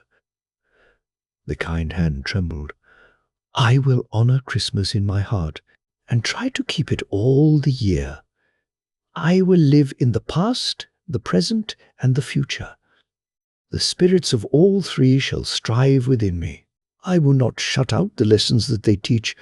Oh, tell me, I may sponge away the writing on this stone." In his agony, he caught the spectral hand. It sought to free itself, but he was strong in his entreaty and detained it. The spirit, stronger yet, repulsed him. Holding up his hands in a last prayer to have his fate reversed, he saw an alteration in the phantom's hood and dress. It shrunk, collapsed, and dwindled down into a bedpost. Yes, and the bedpost was his own. The bed was his own, the room was his own. Best and happiest of all, the time before him was his own, to make amends in. "I will live in the past, the present, and the future," Scrooge repeated as he scrambled out of bed. "The spirits of all three shall strive within me. O Jacob Marley, heaven and the Christmas time be praised for this. I say it on my knees, old Jacob, on my knees." He was so fluttered and so glowing with his good intentions that his broken voice would scarcely answer to his call. He had been sobbing violently in his conflict with the spirit, and his face was wet with tears. "They are not torn down," cried Scrooge, folding one of his bed curtains in his arms. "They are not torn down, rings and all. They are here. I am here. The shadows of the things that would have been may be dispelled. They will be. I know they will." His hands were busy with his garments all this time, turning them inside out, putting them on upside down, tearing them, mislaying them, making them parties to every kind of extravagance. "I don't know what to do," cried Scrooge, laughing and crying in the same breath, and making a perfect Laocoon of himself with his stockings. "I am as light as a feather. I am as happy as an angel. I am as merry as a schoolboy. I am as giddy as a drunken man. A Merry Christmas to everybody. A Happy New Year to all the world. Hello here. Whoop, hello." He had frisked into the sitting-room and was now standing there, perfectly winded. "There's the saucepan that the gruel was in," cried Scrooge, starting off again and going round the fireplace. "There's the door by which the ghost of Jacob Marley entered. There's the corner where the ghost of Christmas Present sat. There's the window where I saw the wandering spirits. It's all right, it's all true, it all happened." "Ha, ha, ha, ha! Really?" For a man who had been out of practice for so many years, it was a splendid laugh, a most illustrious laugh. The father of a long, long line of brilliant laughs. "I don't know what day of the month it is," said Scrooge. "I don't know how long I've been among the spirits. I don't know anything. I'm quite a baby. Never mind. I don't care. I'd rather be a baby. Hallo! Whoop! Hallo here!"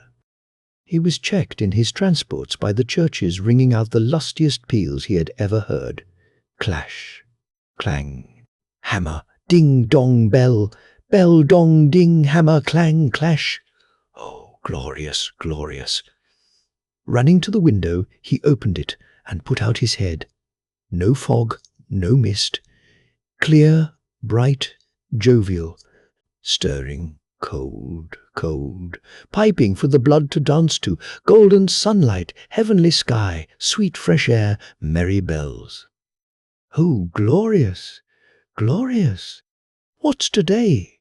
cried Scrooge, calling downward to a boy in Sunday clothes, who perhaps had loitered in to look about him. "E.H.?" returned the boy with all his might of wonder. "What's today, my fine fellow?" said Scrooge. "Today?" replied the boy. "Why, Christmas Day." "It's Christmas Day," said Scrooge to himself. "I haven't missed it. The spirits have done it all in one night. They can do anything they like. Of course they can. Of course they can. Hello, my fine fellow." "Hello," returned the boy. "Do you know the poulterers? In the next street but one? At the corner?" Scrooge inquired. "I should hope I did," replied the lad. "An intelligent boy," said Scrooge. "A remarkable boy. Do you know whether they've sold the prize turkey that was hanging up there? Not the little prize turkey, the big one." "What, the one as big as me?" returned the boy. "What a delightful boy," said Scrooge. "It's a pleasure to talk to him." "Yes, my buck. It's hanging there now," replied the boy. "Is it?" said Scrooge. "Go and buy it. Walk." "E.R.," exclaimed the boy. "No, no," said Scrooge. "I am in earnest. Go and buy it, and tell 'em to bring it here, that I may give them the direction where to take it. Come back with the man, and I'll give you a shilling. Come back with him in less than 5 minutes, and I'll give you half a crown." The boy was off like a shot. He must have had a steady hand at a trigger who could have got a shot off half so fast. "I'll send it to Bob Cratchit's," whispered Scrooge, rubbing his hands, and splitting with a laugh. "He shan't know who sends it. It's twice the size of Tiny Tim. Joe Miller never made such a joke as sending it to Bob's will be." The hand in which he wrote the address was not a steady one, but write it he did, somehow, and went downstairs to open the street door. Ready for the coming of the poulterer's man. As he stood there, waiting his arrival, the knocker caught his eye. "I shall love it as long as I live," cried Scrooge, patting it with his hand. "I scarcely ever looked at it before. What an honest expression it has in its face. It's a wonderful knocker. Here's the turkey. Hallo, Whoop, how are you? Merry Christmas." It was a turkey. He never could have stood upon his legs, that bird. He would have snapped 'em short off in a minute, like sticks of sealing wax. "Why, it's impossible to carry that to Camden Town," said Scrooge. "You must have a cab." The chuckle with which he said this, and the chuckle with which he paid for the turkey, and the chuckle with which he paid for the cab, and the chuckle with which he recompensed the boy, were only to be exceeded by the chuckle with which he sat down breathless in his chair again, and chuckled till he cried. Shaving was not an easy task, for his hand continued to shake very much, and shaving requires attention, even when you don't dance while you are at it. But if he had cut the end of his nose off, he would have put a piece of sticking plaster over it and been quite satisfied. He dressed himself all in his best, and at last got out into the streets. The people were by this time pouring forth, as he had seen them with the ghost of Christmas present, and walking with his hands behind him, Scrooge regarded everyone with a delighted smile. He looked so irresistibly pleasant, in a word, that 3 or 4 good-humoured fellows said, "Good morning, sir! A Merry Christmas to you!" And Scrooge said often afterwards that of all the blithe sounds he had ever heard, those were the blithest in his ears.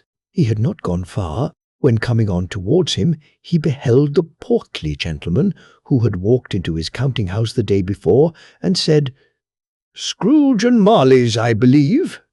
It sent a pang across his heart to think how this old gentleman would look upon him when they met, but he knew what path lay straight before him, and he took it. "My dear sir," said Scrooge, quickening his pace, and taking the old gentleman by both his hands, "how do you do? I hope you succeeded yesterday. It was very kind of you. A Merry Christmas to you, sir. Mr. Scrooge." "Yes," said Scrooge, "that is my name, and I fear it may not be pleasant to you. Allow me to ask your pardon, and will you have the goodness—" "Here," Scrooge whispered in his ear. "Lord bless me!" cried the gentleman, as if his breath were taken away. "My dear Mr. Scrooge, are you serious?" "If you please," said Scrooge. "Not a farthing less. A great many back payments are included in it, I assure you. Will you do me that favour?" "My dear sir," said the other, shaking hands with him, "I don't know what to say to such munifi." "Don't say anything, please," retorted Scrooge. "Come and see me.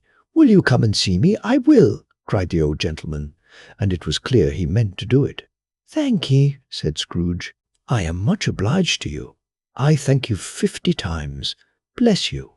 He went to church, and walked about the streets, and watched the people hurrying to and fro, and patted children on the head, and questioned beggars, and looked down into the kitchens of houses and up to the windows, and found that everything could yield him pleasure.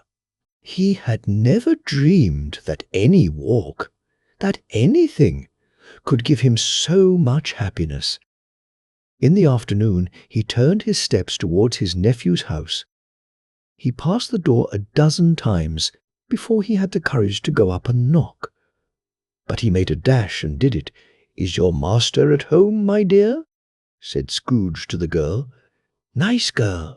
Very. Yes, sir." "Where is he, my love?" said Scrooge. "He's in the dining-room, sir, along with mistress. I'll show you upstairs, if you please." "Thank ye." "He knows me," said Scrooge, with his hand already on the dining-room lock. "I'll go in here, my dear." He turned it gently, and sidled his face in round the door. They were looking at the table, which was spread out in great array, for these young housekeepers are always nervous on such points, and like to see that everything is right. "Fred," said Scrooge. Dear heart alive, how his niece by marriage started! Scrooge had forgotten for the moment about her sitting in the corner with the footstool, or he wouldn't have done it, on any account. "Why, bless my soul!" cried Fred. "Who's that?" "It's I, your Uncle Scrooge. I have come to dinner. Will you let me in, Fred?" Let him in. It is a mercy he didn't shake his arm off. He was at home in 5 minutes. Nothing could be heartier. His niece looked just the same. So did Topper when he came. So did the plump sister when she came. So did everyone when they came. Wonderful party, wonderful games, wonderful unanimity, wonderful happiness. But he was early at the office next morning. Oh, he was early there. If he could only be there first and catch Bob Cratchit coming late. That was the thing he had set his heart upon. And he did it. Yes, he did. The clock struck 9. No Bob.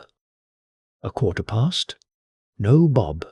He was full 18 minutes and a half behind his time. Scrooge sat with his door wide open, that he might see him come into the tank. His hat was off. Before he opened the door, his comforter, too. He was on his stool in a jiffy, driving away with his pen as if he were trying to overtake 9 o'clock. "Hullo!" growled Scrooge in his accustomed voice, as near as he could feign it. "What do you mean by coming here at this time of day?" "I am very sorry, sir," said Bob. "I am behind my time." "You are?" repeated Scrooge. "Yes, I think you are. Step this way, sir, if you please." "It's only once a year, sir," pleaded Bob, appearing from the tank. "It shall not be repeated." "I was making rather merry yesterday, sir." "Now, I'll tell you what, my friend," said Scrooge. "I am not going to stand this sort of thing any longer, and therefore," he continued, leaping from his stool, and giving Bob such a dig in the waistcoat that he staggered back into the tank again, "and therefore I am about to raise your salary." Bob trembled, and got a little nearer to the ruler.